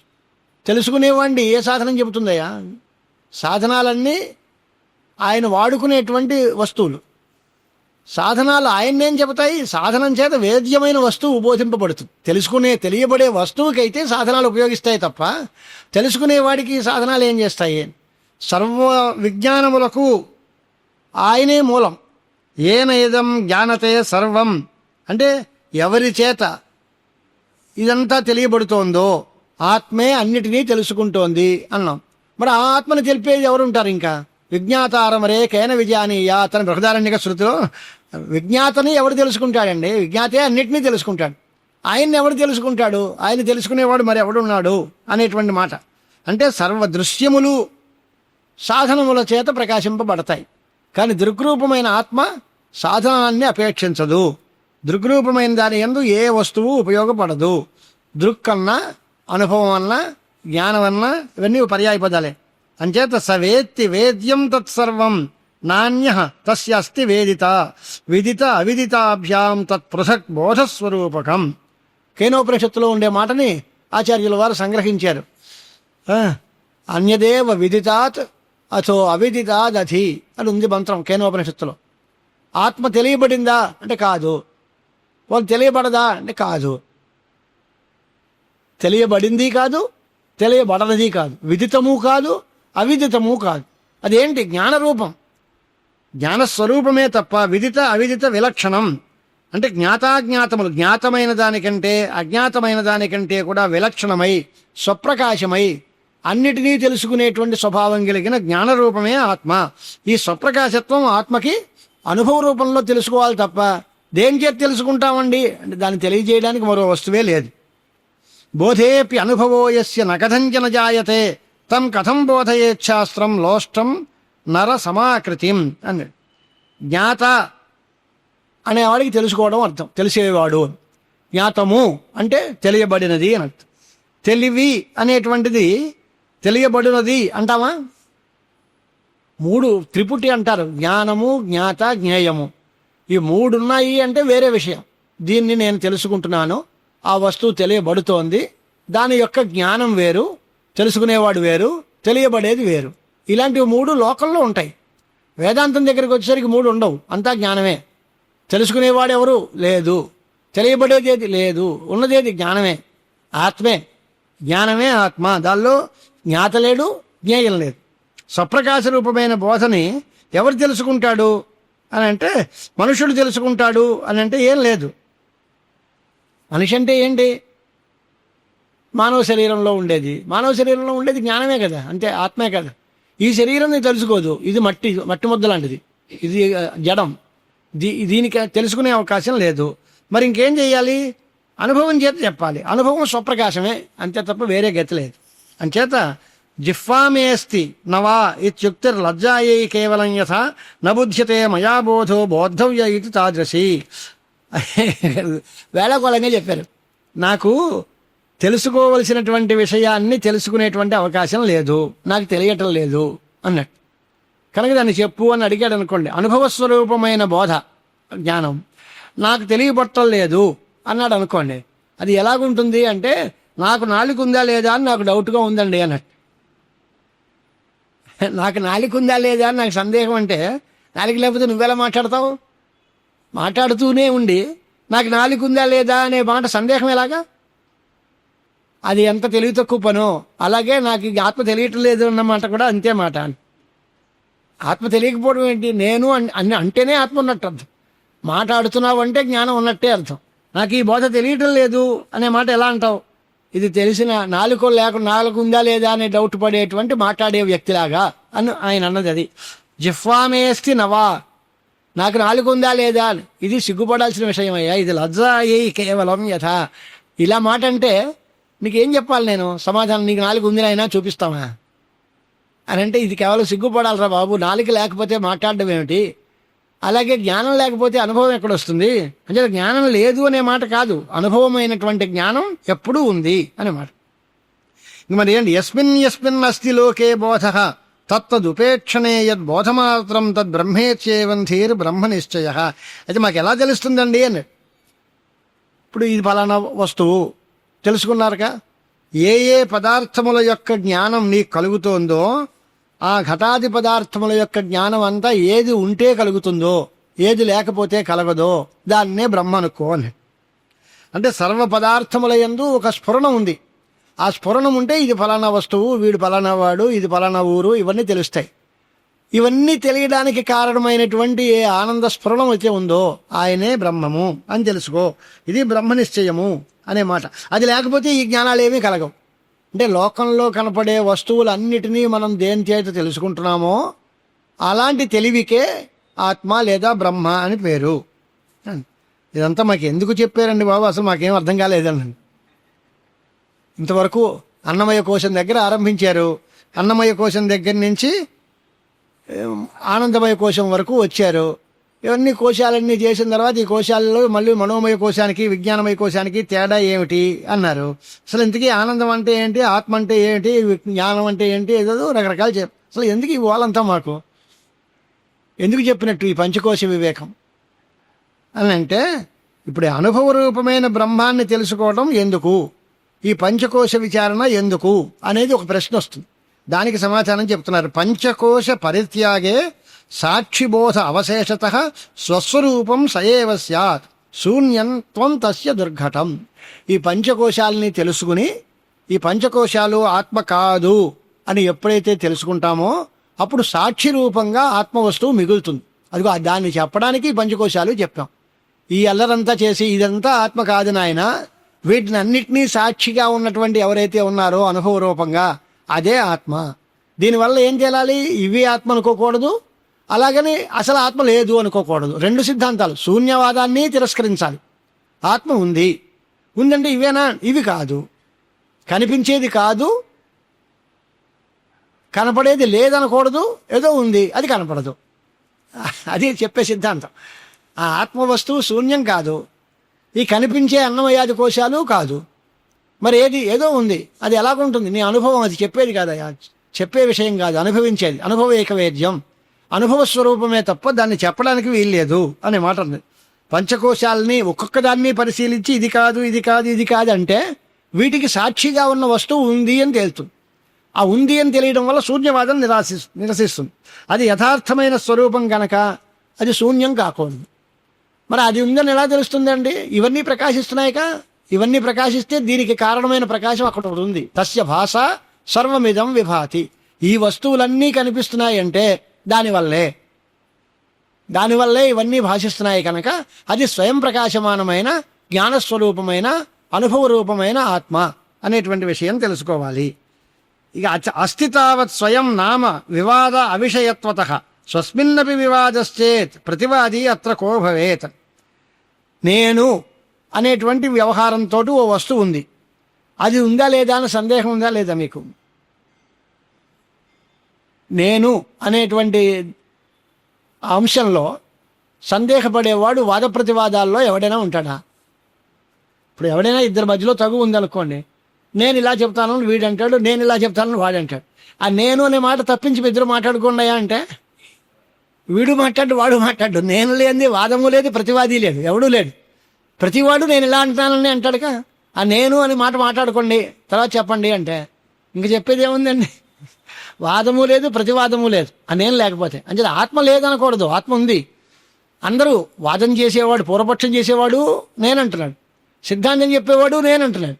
చేత నేననే విషయంలో ఎవరికీ సందేహం లేదు. ఆ నేనంటే ఏది అంటే సాక్షి స్వరూపమైన ఆత్మే. స్వ అసత్వంతు నకస్మైచిద్ రోచతే విభ్రమం వినా అతయేవ శృతిర్బాధం బ్రూతే చ అసత్వవాదిన. నేను లేనండి అనేవాడు ఎవడు అంటే వాడేదో పిచ్చాడో లేకపోతే భ్రాంతి పడినవాడో ఎవడైనా అనాలి తప్ప ఎవడు నేను లేను అనేటువంటి మాట ఎప్పుడు ఎవరు అనరు. అంచేత తన ఉనికినే అందరూ ఒప్పుకుంటారు తప్ప తను లేడు నేను లేనండి అనే మాట ఎవడు అనడు. అలా లేనివాడికి శృతి బాధకం చెబుతోంది అన్నమాట. ఏం చెప్తోంది అంటే తైత్రీయోపనిషత్తులోనే అసద్బ్రహ్మేతి వేదచేత్ అని ఒక మాట ఉంది. బ్రహ్మ లేదు అనేటువంటి వాడు ఎవడైనా ఉంటే వాడు ఏమవుతాడు, వాడే లేకపోవాల్సి వస్తుంది. అసన్నేవస భవతి అని సమాధానం. వాడు లేకపోవాల్సి వస్తుంది. బ్రహ్మ లేడు అంటే బ్రహ్మేకా వాడు, బ్రహ్మ లేదు అంటే నేను లేను అనాలి. అలా ఒప్పుకుంటారా ఎవడైనా? నాకు బ్రహ్మ తెలియదు లేదా బ్రహ్మ అనేది వేరేగా లేడు అంతా, కానీ నేను లేనని ఎవడో అండ కదా. ఆ నేనే బ్రహ్మస్వరూపము అని ఆ శృతి చెబుతున్నాడు, అసద్ బ్రహ్మేతి చేద్వేద స్వయమేవ భవేదసత్ అతోస్యమాభూద్వేద్యత్వం స్వసత్వం త్వభ్యుపేయతాం. తన యొక్క ఉనికి తను అంగీకరింపాలి, తన ఉనికిని తాను అంగీకరించి తీరాలి. అది వేద్యం కాదు అనొచ్చు, తెలియబట్టం లేదు అని ఒప్పుకుంటాం. తెలియబడే వస్తువు కాదు కనుక తెలియబట్టం లేదు అని ఒప్పుకుంటాం. కానీ లేదు అనే మాట కుదరదు. ఏది ఎందువలన? తనే కనుక. ఒకవేళ బ్రహ్మ లేదు అని ఎవరైనా అంటే ఆ లేదనేవాడే లేకపోవలసి వస్తాడు. అసన్నేవస భవతి, వాడే లేకపోవలసి వస్తాడు అనేటువంటి శృతి చెప్పాడు కనుక ఎవడు బ్రహ్మ లేదు అని అంటాడో వాడే లేనివాడు అవుతాడు అనేటువంటి అభిప్రాయం శృతి చెబుతోంది. కనుక మనం ఏం చెప్పుకోవాలి? ఏ రూపాన్ని నువ్వు చెప్తున్నావో ఆ రూపం చేత ఈ వస్తువు తెలియబడుతోంది అనేటువంటి మాట కుదరదు. నామరూప అతీతము నామరూప రహితము అయినటువంటి వస్తువుని ఆత్మవస్తువుగా గ్రహించాలి. ఎలాగా? కీదృక్తరిహీతి చేత్ పృచ్ఛేహే ఈదృక్త నాస్తి తత్రహి. ఆ ఆత్మ ఉంది ఉంది అంటున్నారు కదా, ఎలా ఉంటుందండి, దాని స్వరూపం ఏమిటి అని అడిగారు అనుకోండి, మేమేమి సమాధానం చెప్పాలి? దానికి రూపం లేదు, అది ఇలాంటిది అని చెప్పడానికి వీలు లేదు అని చెప్పాలి. అది ఇలాంటిది అని చెప్పడం కుదరదు, అది ప్రశ్న. దానికి కీదృక్తరిహీతి చేత్ పృచ్ఛేహే అంటే అలాంటి ఆత్మ ఎలా ఉంటుంది, ఎటువంటిది అవుతుంది అని నువ్వు అడుగుతావు అనుకో, దానికి సమాధానం ఏం చెప్పాలి? ఈదృక్త నాస్తి తత్రహి. ఇలాంటిది అని చెప్పడానికి అక్కడ ఏ రకమైన లక్షణము లేదు, ఎటువంటి గుణములు లేవు, ఎటువంటి ఆకారములు లేవు, ఎటువంటి స్వభావములు లేవు. అంచేది ఇలాంటిది అని చెప్పడం కుదరదు. మరి ఎలా చెప్పాలి అని అంటే యద్ అనీదృక్ అతాదృక్చ తత్స్వరూపం వినిశ్చను. ఇలాంటిది అలాంటిది అని చెప్పడానికి వీలు లేనిదేదో అదే ఆత్మ. ఇది ఈదృక్ అంటే ఇలాంటిది అని అర్థం, తాదృక్ అంటే అలాంటిది అని. ఇలాంటిది కాదు అలాంటిది కాదు, ఎటువంటిది అంటే ఎటువంటిదో తెలియందేదో అదే ఆత్మ. ఆత్మ ఎటువంటిది అంటే ఇట్టిది అట్టిది అని చెప్పడానికి వీలు లేనిది అని. అదేంటండి కొత్తగా ఉంది, మాకు అర్థం కావట్లేదు. ఇట్టిదంటే ఏంటి, అట్టిదంటే ఏంటి అని అంటే ఇంద్రియాల చేత తెలియబడేటువంటి వస్తువుని ఇట్టిది ఇది అంటాం. మన ఇంద్రియాలతో చూసి గుర్తించి చూడబడేది, వినబడేది, కనబడేది, రకరకాలు ఏవైనా ఉంటాయి. జ్ఞానేంద్రియాల చేత చూడబడేటువంటి వస్తువులు ప్రత్యక్షమైన ఘటపటాదులన్నింటినీ ఇటువంటిది అంటాం. అక్షాణం విషయస్తు ఈదృక్ పరోక్ష తాదృగుచ్యతే. మన కనపడకుండా ఉండే వస్తువు అదండి అంట. అదండి అంటే మనకు కనపడలేదు. ఇది అంటే కనిపించేది, అది అంటే కనపడినది. ఆత్మవస్తువు ఇదే అదే అంటే ఏది కాదు, ఇది కాదు అది కాదు, కనపడేది కాదు కనపడింది కాదు, ప్రత్యక్షము పరోక్షము రెండూ కానిటువంటిది అది ఆత్మ. కాదండి ప్రత్యక్షం కాదంటే బాగుంది, తెలియట్లేదు కానీ ప్రత్యక్షం కాని పరోక్షమే అవుతుందిగా. రెండు మంచిది కాదని చెడ్డదవదు, అది మంచి కాదు చెడ్డ కాదండి అని. ప్రత్యక్షం కాకపోతే పరోక్షం అవుతుంది కదా అంటే పరోక్షం కాదు, తనకి తను ప్రత్యక్షం అవుతుంది, ఇతరులకి పరోక్షం. అంచేత అది ఎవరికీ తెలియదు, తన అనుభవంలో తనకు గుర్తింపు కొడుతోంది కనుక అది పరోక్షము పూర్తిగా కాదు. స్వేనైవ పరోక్షత్వాభావాత్ నా తాదృక్. అది పరోక్షం అంటే అందరికీ తెలియకుండా ఉండాలి, తనకు కూడా తెలియకుండా ఉండాలి, అప్పుడు పరోక్షం. కానీ ఆత్మ తన అనుభవంలో నేను అనే విషయం తనకు తెలుస్తోంది, అంచేత పరోక్షం కాదు. పోనీ ప్రత్యక్షమా అంటే పైన జ్ఞానేంద్రియాలకి దేనికి గోచరం కాదు. అంచేత ఇలాంటిది అలాంటిది అని చెప్పడానికి వీలు లేకుండా ఉండేదే ఆత్మవస్తువు అని. మరి శూన్యం కదా అని, శూన్యం కాదని చెప్పాక అవేద్యోపి అపరోక్ష అత స్వప్రకాశో భవేత్యయం. తెలియబడదు కానీ ప్రత్యక్షమే. అది ఇలాంటిది అని తెలపడానికి వీలు లేదు, కానీ లేదంటే అనుభవంలో ఉందండి, అనుభవింపబడుతోంది. ఏమిటో ఇదమిత్తంగా చెప్పలేను కానీ వెర్రి ఆనందంగా ఉందండి అంటాడు ఒకడు. నాకేమిటో తెలియట్లేదు. ఇప్పుడు ఆట విన్నాం అనుకోండి, వేదాంతం వింటే ఇప్పుడు ఎంత ఆనందం ఉందండి. ఏమిటయ్యా ఏమో చెప్పలేం కానీ చెప్పలేని మహానందం కలుగుతోంది అండి. ఆ చెప్పలేని మహానందం ఏంటి అంటే అదే ఆత్మానందం. అది ఇలాంటిది అలాంటిది అని చెప్పలేము, కానీ లేదంటాం లేదు, ఉంది కానీ ఫలానాది అని చెప్పడానికి అవకాశం లేదు. అలాంటి ఒక ఆనందం అది ఆత్మస్వరూపము. అవేద్యోపి అంటే తెలియబడకపోయినప్పటికీ అపరోక్ష అనుభవంలో ఉన్నది. ఇది స్వప్రకాశ. అది ఎలాంటిది? సత్యం జ్ఞానం అనంతం చేతి అస్తి ఇహ బ్రహ్మలక్షణం. సత్యము జ్ఞానము అనంతము అనేటువంటిదే బ్రహ్మలక్షణము. ఆ అహం అనేటువంటి స్ఫురణ ఎంతసేపు ఉంటుందో అప్పుడల్లా ఆత్మ ఉన్నట్టే లెక్క. ఆ నేను ఏమిటి అనేది విశేషంగా తెలియదు. దేహమా, ఇంద్రియాల, ఇంకోటా అనేది తెలియదు. అవన్నీ కాదని శాస్త్రం చేత చెప్పుకోవాలి. నేను అని చెప్పడానికి మాత్రం ఎందుకు వస్తుంది అది అలాగా?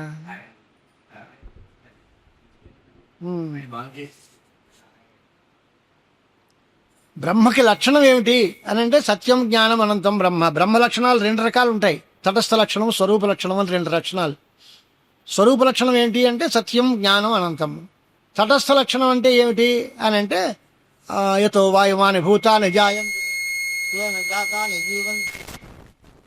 ఎవరి వల్ల ఈ సృష్టి జరుగుతోందో, ఎవరి వల్ల ఇవన్నీ రక్షింపబడుతున్నాయో, ఎవరి వల్ల నాశనం జరుగుతోందో ఆ సృష్టి స్థితి లయాలకి కారణమైనది పరమాత్మ అని ఓ లక్షణం చెబుతున్నారు. అదేంటి? తటస్థ లక్షణం. అది బ్రహ్మ యొక్క స్వరూపం కాదు. ఉదాహరణ ఏంటి అంటే చంద్రుడు ఎక్కడున్నాడు అని, అది చెట్టు కొమ్మ చూడంటాడు. శాఖాయాం చంద్రహ అని.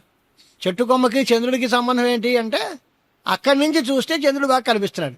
ఆ కొమ్మ దూరంగా ఉండి దాన్ని గుర్తించడానికి ఉపయోగం. అలాగే ఇదివరకు పాకలు ఉండేవి, ఫలానా ఇల్లు అని పెడితే మరీ భయంకరంగా ఉంది ఇది. కాకవత్ దేవదత్త గృహం అని ఓ మాట. అంటే కాకి వాలిన ఇల్లు ఉంది కదా, అదే దేవదత్తుడి గారి ఇల్లు అన్నాడు. అంటే ఆ ఇల్లు ఎక్కడ, పలానా వారి ఇల్లు ఎక్కడండి అని అడిగాడు.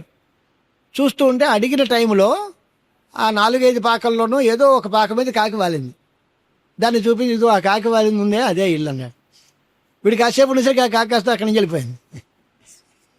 ఇప్పుడు ఆ ఇల్లు పట్టుకోవడం ఎలాగా? ఆ డాబా ఇల్లు అండి అన్నాడు అనుకోండి, ఏం చెప్తాం? డాబా ఇల్లు, అందరూ డాబా ఇల్లే ఇప్పుడు ఈ రోజుల్లో. ఆ పూర్వకాలంలో అయితే అన్ని పాకలు ఉండే, ఊరు మొత్తం మీద ఏదో ఒక డాబా ఉండేది.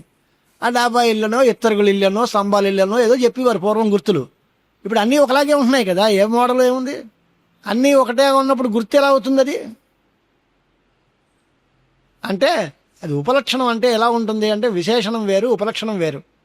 దాని యందు ఉండే లక్షణం ఖచ్చితంగా దాని యందు గుర్తింపడానికి వీలుగా ఉంటే అది విశేషణం. దానిలో ఇంకెవరి యందు లేకుండా దానికి మాత్రమే ఉండేటువంటి ఒక గుర్తు మనం చెప్పగలిగితే అది ఖచ్చితంగా ఉంటుంది. అది దానిలో ఉండాలి. మనం చెప్పే వస్తువులో ఆ లక్షణం ఉండి ఆ లక్షణం గల వస్తువుని పట్టుకుంటే అది తేలిగ్గా పట్టుకోవచ్చు. అది దాన్ని విశేషణము అంటారు. అలా కాకుండా ఉపలక్షణము అంటే ఆ వస్తువులో ఇది ఉండదు, ఆ వస్తువుని దూరంగా ఉండి పరిచయం చేసి ఇది మాత్రం తప్పేసుకు వెళ్ళిపోతుంది. అంటే మనకి ఉదాహరణ పలానా వారి ఇల్లు చూపించండి అన్నాం అనుకోండి, ఒక ఆయనేమో చాలా బుద్ధిమంతులైతే మనతో కూడా వచ్చి ఆ ఇంట్లో పెట్టి మన ఆయనకి అప్పచెప్పి వాడు వెళ్తాడు. ఇంకొకడు ఇదిగో ఇలా వెళ్ళి ఇదిగో ఆ వీధిలో తిరిగి 3వ ఇల్లు అండి అని అక్కడి నుంచే పోతాడు. ఆ దగ్గరికి మనతో పాటు రాడు. ఇది అలాంటి వాడు అనమాట ఉపలక్షణం అంటే. దూరంగా గుర్తింపజేసి వాడు మనతో రాడు, వాడు అక్కడి నుంచి అలాగే వెళ్ళిపోతాడు. ఎందుకనండి ఇదిగో ఈ వీధిలోంచి ఎలా వెళ్ళండి, ఎడమవైపు తిరిగి 4వ ఇల్లో 5వ ఇల్లో చూడండి అక్కడ ఉంటుంది అన్నాడు, పోతాడు. అది ఉపలక్షణం. అంటే తెలియజేయడానికి కొంతవరకు సాయపడతాడు, కానీ మనతో కూడా ఉండడు. విశేషణము అంటే మన కూడా తీసుకొచ్చి అప్పచెప్పి ఫలానా వారు ఏమండి ఈయనే మీరు అడిగిన వ్యక్తి అని చూపించే వరకు మనతో కూడా వచ్చిన వాడు ఎవడో వాడు విశేషణంగా ఉంటుంది. అలాంటి లక్షణానికి స్వరూప లక్షణం అని పేరు. ఆత్మ ఎలాంటిది అని అంటే సత్యస్వరూపము, జ్ఞానస్వరూపము, ఆనందస్వరూపము, అనంతము, ఇలాంటివన్నీ ఆ బ్రహ్మ లక్షణాలు. అది బ్రహ్మ దగ్గరికి వచ్చినా బ్రహ్మ యొక్క నిజమైన స్థితిని చెప్పేటువంటి లక్షణాలు, దాని స్వరూపం అది. ఇంకా అలా కాదు దేనివల్ల సృష్టి కలుగుతుందో అన్నాడు. సృష్టి నిజంగా బ్రహ్మ వల్ల కలగదు. బ్రహ్మ మాయతో కలిపి ఈశ్వరుడి వల్ల సృష్టి కలుగుతుంది. అది ఏంటి? మేనమామ పోలికగా దూరంగా చెప్పడానికి ఉపయోగపడుతుంది, అంతే. లక్షణం కాదు. బ్రహ్మ అలాంటిది కాదు, ఈశ్వరుడు అలాంటివాడు. బ్రహ్మ అనేది దాన్ని బట్టి తెలుసుకో. అలాంటి ఈశ్వరుడిని బట్టి ఆ ఈశ్వరుడికి అంటే కూడా మూలమందుండే శుద్ధ చైతన్యం పరబ్రహ్మ రూపము అని చెప్పడానికి ఎవరిచే జనించు జగము అనేటువంటి లక్షణం ఈశ్వరుడికి పడుతుంది. నిర్గుణ పరమాత్మకి అంటే దగ్గరగా ఉంటుంది అంతే. పరమాత్మకి కాదు, కానీ పరమాత్మ కూడా ఇంచుమించులో ఇలాంటి వాడు. ఈ ఈశ్వరుడు కూడా పరమాత్మే కనుక దానికి లక్షణం సరిపోతే సరిపోవచ్చు. అది తటస్థ లక్షణం అంటారు. ఇప్పుడు ఇక్కడ సత్యత్వం అనేటువంటిదోటి, జ్ఞానస్వరూపము, అనంతము, ఆనందము, ఇలాంటివన్నీ బ్రహ్మ లక్షణాలు అని చెప్పారు బాగానే ఉంది. సత్యం అంటే ఏంటి అని. సత్యం అంటే నిజమా? సత్యత్వం అంటే ఏంటి? అబద్ధాలు కానిదేనా? అంటే సత్యత్వం బాధరాహిత్యం జగద్బాధైక సాక్షిణ బాధ కిం సాక్షికో బ్రూహి నత్వసాక్షిక ఇష్యతే. సత్యము అనే మాటకి అర్థం ఏమిటి? బాధ లేకుండుట. అంటే బాధింపబడకుండా ఉంటే దాన్ని సత్యం అనాలి. ఇప్పుడు ఈ తాడుని చూసి పాము అనుకున్నాం అనుకోండి, కాసేపు ఉన్న తర్వాత ఇది పాము కాదు అంటాం. లేదా ముచ్చపు చిప్పని చూసి వెండి అనుకుంటే కాసేపు నిజం చూసిన తర్వాత అబ్బే ఇది వెండి కాదు, వీడు కాదు, వాడు కాదు, వీడు లేడు, ఇలాంటివన్నీ బాధింపబడ్డం. అంటే లేడు, కాడు, ఇలాంటి ప్రతీతులన్నీ. బాధింపబడేదంతా మిథ్య. బాధింపబడకుండా ఉండేది ఏదో అది సత్యం. ప్రపంచం బాధింపబడుతుంది, పోతుంది. లేదు అనే మాట వస్తుంది, బ్రహ్మ లేదు అనే మాట రాదు. కనుక బాధింపబడకుండా ఉండేదే సత్యము, అదే బ్రహ్మ లక్షణము. స్థూల సూక్ష్మ శరీరాది జగత్ అంతా ఎప్పుడో ఒకప్పుడు లేదు అనాలి. సుషుప్తిలో ఇది లేదు, కలలో ఇది జాగ్రత్త అవస్థ లేదు, లేకపోతే ఊళ్ళో ఉన్నప్పుడే ఇక్కడ ఫలానా వస్తువు లేదు, అక్కడ ఇది లేదు, ఇక్కడ అది లేదు, ఇక్కడ ఉన్న వస్తువు మరో చోట లేదు, ఎక్కడో అక్కడ ప్రతిదాన్ని లేదు లేదు అంటాం. బ్రహ్మ లేదనే మాట మాత్రం ఎప్పుడూ ఎక్కడ అనడానికి లేదు. త్రికాల అబాధ్యము, 3 కాలముల యందు అది లేదు అనేటువంటి మాట లేదు. పైగా ఇప్పుడు ఇది లేదు అంటాం. ఎవరు చెప్పుకున్నాడు? లేదని ఎవడు చెప్పాడు?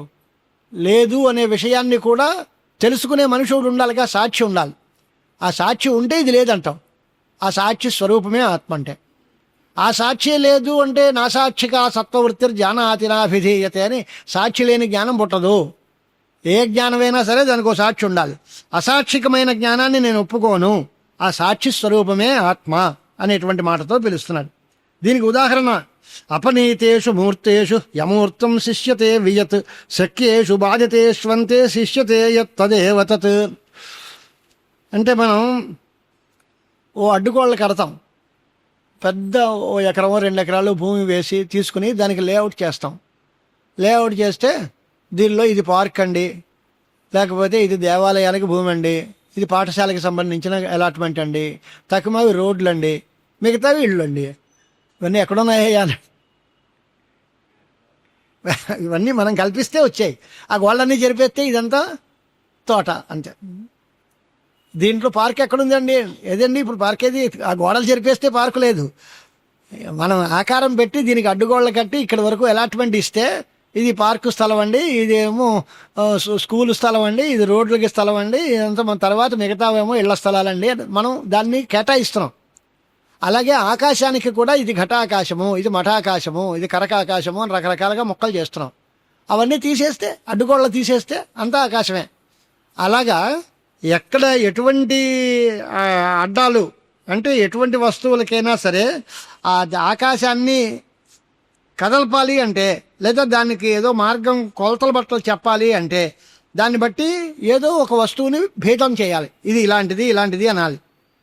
దీని అవతల ఉండేటువంటి వస్తువు లోపల ఉండే వస్తువు తేడా. అసలు ఆ ఇల్లు అనే మాట మనం గుర్తించలేదనుకోండి, అప్పుడు లోపల బయట అనే వ్యవహారమే ఉండదు. ఒక గోడ ఉంటే గోడకి అవతల యువతల, ఆ గోడ లేకపోతే ఇంకా అవతలేంటి యువతలేంటి. అంచేత ఉపాధులను బట్టి వచ్చేటువంటి వ్యవహారం అన్నమాట అంతా. ఆ ఆకాశము అనేటువంటిది మిగులుతుంది, అది కదల్చడానికి వీల్లేదు. తకిమావన్నీ కదల్చడానికి వీలవుతాయి. గోడ జరపచ్చు. ఆకాశాన్ని జరిపేస్తామా అంటే ఆకాశాన్ని జరపలేము. ఆకాశం అంతటా ఉంది కనుక అది కదలదు. ఈ గోడలు ముందు పెట్టచ్చు, కాస్త వెనకాల పెట్టచ్చు, దూరంగా పెట్టచ్చు, అసలు తీసేయచ్చు, అది మన చేతిలో ఉంటాయి. అలాగే ఆత్మ అనేటువంటి దాన్ని జరపడానికి కానీ లేదా బాధించడానికి కానీ ఎటువంటి అవకాశములు లేదు. ఇతర వస్తువులన్నింటినీ మనం బాధించడానికి వీలవుతుంది. అన్నీ బాధింపబడినప్పటికీ ఏది సాక్షిగా నిలుస్తుందో, దేన్ని బాధించడం కుదరదో దాన్నే ఆత్మ అందాము అంట. సర్వబాధే నకించిచ్చేత్ నకించిత్ తదేవ తత్. అన్నీ బాధింపబడితే ఏం లేదు కదా అన్నాడు. ఆ ఏమీ లేనిదే ఆత్మయ్యాలి. అన్నీ బాధింపబడితే చిట్ట చివరికి ఏదీ లేదు అంటున్నావు కదా, ఆ ఏదీ లేదు ఏదో అదే నకించిత్ యత్ తదేవ తత్. ఏది లేదంటున్నావో చివరికి మిగులుతుందో అదే ఆత్మ అనేటువంటి మాట అంటావా? చివరికి ఏదీ మిగలలేదు అనే జ్ఞానం ఉందనుకో, అదే బ్రహ్మ అవుతుంది. చిట్ట చివరికి మిగిలేది బ్రహ్మ వస్తువే అవుతుంది. ఒక్కొక్క దాన్ని ఆత్మ అని అంటే ఇది కాదు ఇది కాదు ఇది కాదు అని చెప్తారు. చిట్ట చివరికి ఇవన్నీ ఆత్మ కాదని ఎవరైతే తెలుసుకుంటున్నాడో వాడే ఆత్మ. ఇవన్నీ నిజం కాదు అనేటువంటి వాడు ఎవడో వాడే నిజం. అది చెప్పాలిగా. నేను చూశానండి, ఇక్కడ పలానా అప్పుడు ఉండేవండి, ఇళ్ళు నేను అన్నీ పోయాయండి, కొట్టుకుపోయాయండి అని ఎవడో అంటాడు. అంటే వాడు ఉన్నాడనే అర్థం. అన్నీ ఉండేవి పూర్వం, ఆ, అవన్నీ ఇప్పుడు లేవు. ఇదివరకు ఇక్కడ పెద్ద చెరువులు ఉండేవి ఊరి నిండా, ఆ చెరువులన్నీ ఇప్పుడు పోయాయి, ఇప్పుడు అన్నీ ఇళ్ళు వచ్చాయి. ఇక పూర్వం చెరువులు ఉండేవండి, ఇప్పుడు లేదా చెరువు? లేదు. చెరువు లేదని చెప్పేవాడు ఉన్నాడా లేదా అంటే లేదు అని చెప్పేవాడు మనిషి ఉండాలి, అది లేదు అంటున్నాడు. అలాగే ప్రతి వస్తువు లేదు అని గుర్తించి మనకి చెప్పేటువంటి ఓ మనిషివాడు ఉండాలి, వాడే ఆత్మస్వరూపము అని. అతయేవ శృతిర్బాధ్యం బాధిత్వా శేషయత్యద స ఏష నేతి నేతేత్యాత్మ ఆత్మా ఇది అతద్వ్యావృత్తి రూపత. ఈ అర్థానికి శృతి వేదం ఎలా చెబుతోంది అని అంటే స ఏష నేతి నేత్యాత్మ అని ఉంది. అంటే ఇది ఆత్మ కాదు, ఇది ఆత్మ కాదు, ఇది ఆత్మ కాదు అని అన్నింటినీ నిషేధిస్తూ చిట్ట చివరికి దేన్ని నిషేధించడం కుదరదో అది ఆత్మ అని చెప్తాడు. అన్నిటినీ మనం కాదు కాదు అనొచ్చు, ఆత్మని మాత్రం కాదనడం కుదరదు. అలా చిట్ట చివరికి మిగిలేది, కాదనడానికి వీలు లేనిది అదే ప్రత్యేగాత్మ స్వరూపంగా మిగులుతుంది. అంటే ఏది బాధింపబడుతుంది, ఏది బాధింపబడదు ఇదివరకే చెప్పాం కదా. ఇదం రూపంతు యత్ యావత్ తత్ త్యక్తుం శక్యతే కిలం. ఇది అని దేన్ని అంటామో అదంతా పోతుంది. ప్రత్యక్షంగా ఇంద్రియాల చేత తెలియబడుతూ ఇది అని, దీనికి ఇది రూపము, ఇది ఇలాంటిది అని ఎవరైతే ఎన్ని విషయాలని చెబుతున్నారో అవన్నీ కూడా బాధింపబడ్డానికి వీలవుతుంది. అశక్యోగి అనిజం రూప. ఏది ఇలాంటిది అని చెప్పడానికి వీలు లేనిది ఏదో దాన్ని బాధించడానికి వీల్లేదు, అంచేత అదే ఆత్మ అన్నాడు. అదే అంటే ఈ వస్తువు ఇలాంటిది అని దేన్నైతే మనం చెబుతున్నామో అదంతా ఆత్మ కాదు. ఇలాంటిది అని చెప్పడానికి వీలు లేకుండా ఏదైతే ఉందో దాన్ని ఆత్మ అంటాము. అశక్యో హ్యనిజం రూప స ఆత్మ బాధవర్జిత. మొత్తం మీద సిద్ధాంతం ఏమిటి అంటే సిద్ధం బ్రహ్మణి సత్యత్వం జ్ఞానత్వంతు పురా ఈరితం. ఆత్మవస్తువు సిద్ధము సత్యము అని ఇప్పుడు సిద్ధించింది. పంచకోశముల కంటే వేరుగా, పంచమహాభూతముల కంటే వేరుగా ఇవేవీ కాదు కాదు అని చెప్పిన తర్వాత ఇది సత్యమైన వస్తువు అని తేలింది. అది జ్ఞానస్వరూపము అనే విషయం మొట్టమొదట్లోనే ప్రారంభించి చెప్పాం మనం. జాగరాది అవస్థలు మారినా, వస్తువులు మారినా జ్ఞానం ఒకటే. ఇది జ్ఞానరూపమే ఆత్మ అనేటువంటి విషయం ఇదివరకే చెప్పాం మొట్టమొదట్లోనే. అంచేత సత్యం జ్ఞానం అనే రెండు మాటలు కూడా బ్రహ్మ లక్షణాలు చెప్పినట్టు అయిందనమాట. సిద్ధం బ్రహ్మణి సత్యత్వం, ఈ విచారణ వల్ల బ్రహ్మ సత్యము అని తేలింది. జ్ఞానత్వంతు పురా ఈరితం అంటే జ్ఞానస్వరూపము అనే విషయం ఇదివరకే చెప్పబడ్డాం.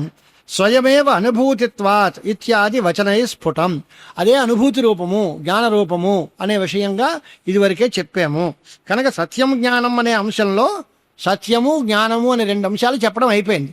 ఇప్పుడు ఇంకా అనంతం అనే అంశం చెప్పాలి. దానికోసం ఇంకొక శ్లోకం చెబుతున్నారు. న వ్యాపిత్వాద్ దేశతోంతః నిత్యత్వాన్నాపి కాలతః న వస్తుతోపి సార్వాత్మ్యాత్ ఆనంత్యం బ్రహ్మణి త్రిధా. అనంతము అంటే పరిచ్ఛేదము లేనిది, కొలతకి అందనిది. ఎప్పుడు దేశం బట్టి కానీ, కాలాన్ని బట్టి కానీ, వస్తువుని బట్టి కానీ దానికి పరిమితి లేదు. అపరిమితం, అపరిచ్ఛిన్నం, అనంతం అన్నమాట. అంటే ఫలానా దేశంలో ఉంటుంది, ఇంకో దేశంలో ఉండదు. అంటే ఈ టైంలో ఉంటుంది, ఈ టైంలో లేదు అని చెప్పడం కుదరదు. ఈ కాలంలో ఉంటుంది, ఈ కాలంలో ఉండదు, ఈ ప్లేస్లో ఉంటుంది, ఈ ప్లేస్లో ఉండదు. ఏమి టైం కానీ ప్లేస్ కానీ లేవు, దేశము లేదు, కాలము లేదు. అన్ని దేశముల యందు, అన్ని కాలముల యందు అంతటా ఉంది. ఈ వస్తువుల్లో ఈ వస్తువులో ఉంది, ఆ వస్తువులో లేదు అనడం కూడా కుదరదు. అన్ని వస్తువుల్లోనూ ఉంది కనుక అనంతము. దేశ కాల వస్తు పరిచ్ఛేద రహితం. ఇది ఆత్మకి అనంతత్వం అంటే.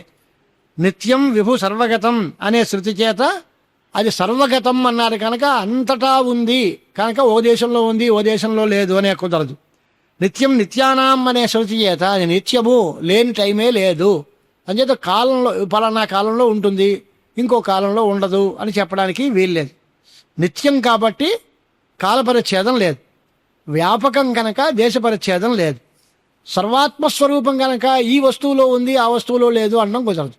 అన్నీ ఆయనే, అన్నిట్లోనూ ఉన్నది అదే, అన్నీ అతనే. అన్నిట్లోనూ ఉన్నది అనే మాట కూడా మనకి తెలియడం కోసం అనే మాట, కానీ అన్నీ వేరుగా లేవు ఆయనకంట. అంతా అదే, అంతా బ్రహ్మమే. జగమంతా బ్రహ్మమయం, జగమంతా రామమయం అన్నామే.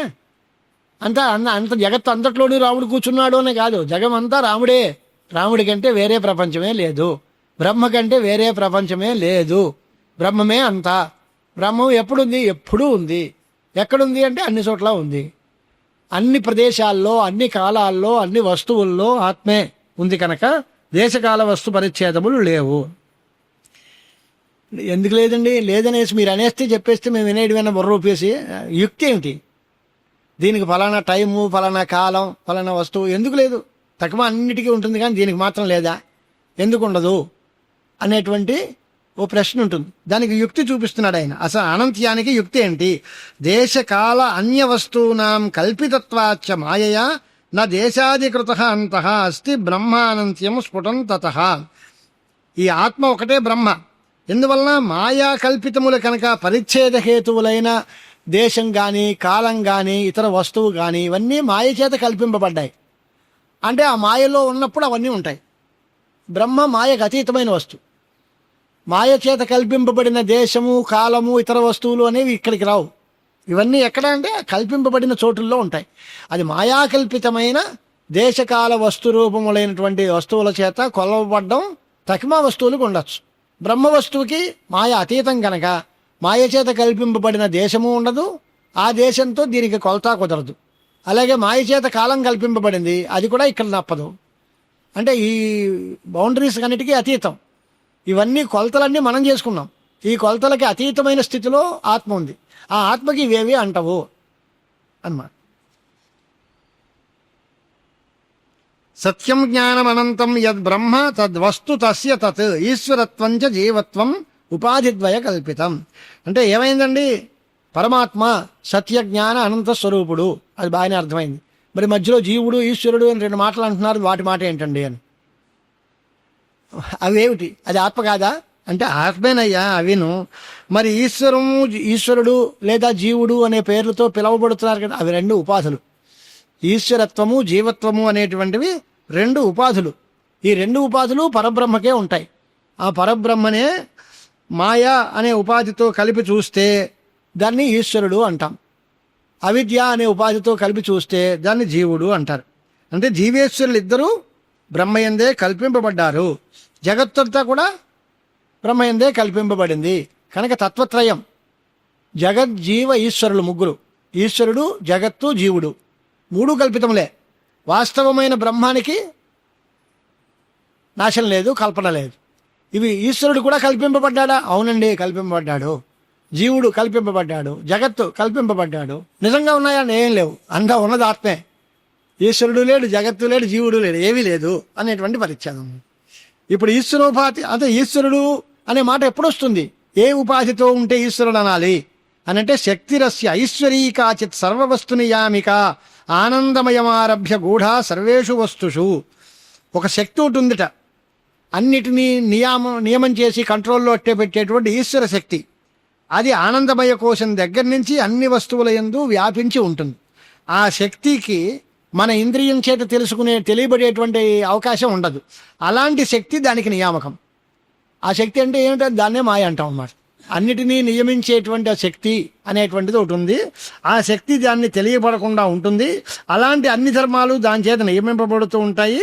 అలాంటి ఉపాధి కలిగిన వాడిని ఈశ్వరుడు అనాలి. ఈశ్వర శక్తి లేకపోతే వస్తువుల యొక్క నియమం ఉండదు. ఈ వస్తువు ఇలాగే ఉండాలి, ఆకాశం పైనే ఉండాలి, భూమి కిందనే ఉండాలి అని నియమం లేదు. ఒకసారి భూమి పైన ఉండి ఆకాశం కింద ఉంటే ఎలా ఉంటుందండి అంటే అదేంటయ్యా ఎలా ఉంటుందా అంటే ఎందుకు ఉండదండి? అడగడానికే ఏది పడితే అది అడగచ్చు కదా. చెప్పడానికి ఆన్సర్ కావాలంటే ఏదో చేయాలి కానీ యుక్తి ఉండాలి, కానీ అడగడానికి యుక్తి ఉంది. అందరికీ ఏమండి ఆకాశం పైనే ఉంటుంది, భూమి కిందనే ఉంటుంది, అలా ఎందుకు ఉండాలి? భూమి కాసేపు పైన పెట్టి ఆకాశం కిందన పెడితే ఎలాగుంటుంది అన్నాం అనుకోండి. అయ్యా ఈశ్వరుడు అలా అనుకోలేదయ్యా నేను అనాలి, అంతేగా. ఈశ్వరుడి నియమం అది. ఈశ్వరుడు అలా అనుకోలేదు. ప్రపంచాల్లో ఉండే వస్తువులన్నీ ఇలా నియమించేటువంటి అభావం దానికి ఆ శక్తి ఈశ్వరుడికి ఉంది. అలా కాకపోతే జగత్తంతా విప్లవాన్ని చెందుతుంది, మొత్తం అంతా తల్లకిందులైపోతుంది. ప్రళయంలో అలాగా ఏది విభాగం లేకుండా పోతుంది. ఈ జగన్నియామకత్వం ఈ శక్తికి ఉంది అంటున్నావు, శక్తికి జగన్నియామకత్వం ఏంటండి? శక్తి అచేతనం కదా, అది వీళ్ళనల్లా ఎలా కంట్రోల్ చేస్తుంది? ఈశ్వరుడు చేతనుడు, కానీ ఆయన శక్తి అచేతనం. ఎనర్జీ అంటామే మనం. ఎనర్జీ చేతనమా? కాదు. దాని శక్తి అచేతనం, జడం. ఈ శక్తి ఇన్ని పనులు ఎలా చేస్తుంది అని అంటే, చిచ్ఛాయావేశత శక్తిశ్చేతనేన విభాతి సా తచ్చక్త్యుపాధి సంయోగాత్ బ్రహ్మైవ ఈశ్వరతాం వ్రజేత్ అని క్లియర్గా చెప్పేశాడు. మాయాశక్తి జడమే, దానిలో సందేహం లేదు.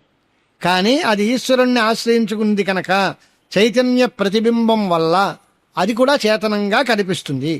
అలాంటి శక్తి ఆ ఉపాధిని బట్టి ఈశ్వరుడు అనే పేరుతోటి పిలువబడుతోంది. అంతేగాని ఈశ్వరుడు అనేవాడు ఒకడు ఒరిజినల్గా లేడు. అంటే పరమాత్మ యందు ఉన్న ఒక రకానకమైన శక్తికి మాయా అని పేరు. ఆ శక్తిలో ప్రతిఫలించినటువంటి ఆ ప్రతిబింబం ఏదైతే ఉందో దానికి ఈశ్వరుడు అని పేరు. అంటే మాయతో కలిపిన చైతన్యం అని అర్థం. దానికే ఇప్పుడు ఈశ్వరుడు అనే పేరు వస్తుంది. ఇలా జీవ చైతన్యం అంటే ఏంటి అని అంటే, నిందాక మనం చెప్పుకున్న అన్నమయ్య దగ్గర నుంచి 5 కోశాలు ఉన్నాయి కదా, కోశోపాధి వివక్షాయాం యాతి బ్రహ్మైవ జీవతాం. ఆ బ్రహ్మమే ఈ 5 కోశాలని కలుపుకుని చూసుకుంటే వాడు జీవుడవుతాడు. అన్నమయ కోశం దగ్గర నుంచి ఆనందమయ కోశం వరకు ఉండే 5 కోశాలు పెట్టుకుని ఆ 5 కోశాలు లోపల ఉన్నాడు అంటే వాడు జీవుడు అనే పేరుతోటి పిలువబడతాడు. పితా పితామహశ్చ ఏకః పుత్రపౌత్రవు యథా ప్రతి ఉదాహరణ చెబుతున్నాడు. ఎలాగా? ఒక మనిషి, వాడి పేరు దేవదత్తుడో చైత్రుడో ఏదో అంటాం, వాడు ఉన్నాడు. వాడికి తండ్రి అని పేరుందా? అవునండి, వీళ్ళ అబ్బాయికి పుడితే అబ్బాయి దృష్టిలో వీడి తండ్రి. వాడికి ఓ కొడుకు పుడితే వీడప్పుడు తాత అవుతాడు. కొడుకుని బట్టి తండ్రి, మనవడిని బట్టి తాత, తాతను బట్టి మనవడు, అన్నని బట్టి తమ్ముడు, తమ్ముడిని బట్టి అన్నయ్య. ఇన్నిన్నయ్య ఒకడేనండి, ఇన్ని కాదు, ఇన్ని దాని దృష్టిలో బట్టి దాన్ని బట్టి దీన్ని బట్టి అంటున్నాం ఆపేక్షికంగా. అలాగే ఇక్కడ కూడా దేవదత్తులు ఒకడే అయినా కొడుక్కి తండ్రి అవుతాడు, తండ్రికి కొడుకు అవుతాడు, మనవడికి తాత అవుతాడు, తాతకి మనవడు అవుతాడు. ఇలా అయితే ఉన్నాయో అలాగే బ్రహ్మం ఒక్కటే. అది పంచకోశోపాధుల్లో జీవుడు అంటున్నాం, మాయాశక్తి ఉపాధితో ఈశ్వరుడు అంటున్నాం. దీనికి ఉదాహరణ చూపించామంతే. అది ఆ మాయాశక్తిని బట్టి చూస్తే ఆయనకి ఈశ్వరుడు అని పేరు. అలా కాకుండా ఈ పంచకోశాలని బట్టి చూస్తే వాడికి జీవుడు అని పేరు. ఆ 2 పేర్లు తీసేస్తే శుద్ధ పరమాత్మ, అంతే, ఇంకేం లేదు దానిలో. పుత్రాదేరవివక్షాయాం న పితా న పితామహ తద్వన్నేశో నాపి జీవ శక్తికోశా వివక్షణే. ఆ కొడుకులు తండ్రులు మనవలు అవన్నీ పక్కన పెట్టేస్తే వీడేమిటి? వీడు ఏమీ కాదు, వాడికి బంధుత్వాలే లేవు. వీడు అంటే వీడే అంతే. వీడు కొడుక తండ్రి? ఎవరికి కొడుకు? వీడి తండ్రి ఉంటే కొడుకు అవుతాడు, గురువు ఉంటే శిష్యుడు అవుతాడు, శిష్యుడు ఉంటే గురువు అవుతాడు. వాడు చదవడం ఎవరికి చెప్పడం, వాడిని గురువు అనాలా శిష్యులు అనాలా? వాడు ఎవరి దగ్గరైనా చదివితే శిష్యుడు అనొచ్చు, లేదా ఎవరికైనా చెబితే గురువు అనొచ్చు. వీడికి 2 లేవు అన్నప్పుడు వాడిని గురువు అనాలా శిష్యులు అనాలా అంటే ఏది కాదుగా. ఆ 2వ వస్తువు ఉంటేనే ససంబంధిక శబ్దాలు. ఈ బంధుత్వాలన్నీ ఇవన్నీ కూడా 2వ వస్తువుని అపేక్షించి వస్తాయి. కొడుకు ఉంటే తండ్రి అవుతాడు, కొడుకే లేకపోతే తండ్రి ఎక్కడవుతాడు? అలాగే ఆ మాయ ఉంటే ఈశ్వరుడు, మాయ లేదనుకోండి అప్పుడు ఈశ్వరుడు కాదు. పంచకోశాలు ఉంటే జీవుడు, అవి లేవనుకోండి అప్పుడు జీవుడు కాదు. మరి ఇంకేమిటి అంటే ఏమీ కాదు, ఆత్మే. దాని మీద అది ఆత్మస్వరూపం. పుత్రాదే రవివక్షాయాం, కొడుకు మొదలైనటువంటి ఉపాధులను తీసేస్తే వాడు తండ్రి కాదు, తాత కాదు. అలాగే ఈ పరమాత్మ ఈశ్వరుడు కాదు, జీవుడు కాదు. ఆ జీవశక్తి అనేది జీవుడు అంటే శక్తి కోశములని వివక్ష చేస్తే జీవుడు, శక్తిని మాయాశక్తిని వివక్ష చేస్తే ఈశ్వరుడు. ఆ 2 వివక్ష చేయడం మానేస్తే అవి ఏవీ కాదు అని ఈ రకంగా పంచకోశ వివేకాన్ని చూసి ఎవడైతే ఆనందమయాది కోశ అతిరిక్తంగా పరమాత్మ స్వరూపాన్ని తెలుసుకుంటాడో వాడు సాక్షాత్తు బ్రహ్మమే అవుతాడు అని ఫలశ్రుతి చెబుతున్నాడు. ఏ ఏవం బ్రహ్మ వేద ఏష బ్రహ్మైవ భవతి స్వయం బ్రహ్మణో నాస్తి జన్మ అతః పునరేష న జాయతే. ఇలా తెలుసుకున్నవాడు బ్రహ్మవిద్ బ్రహ్మైవ భవతి. ఇలాంటి బ్రహ్మను తెలుసుకున్నవాడు బ్రహ్మమే అవుతాడు.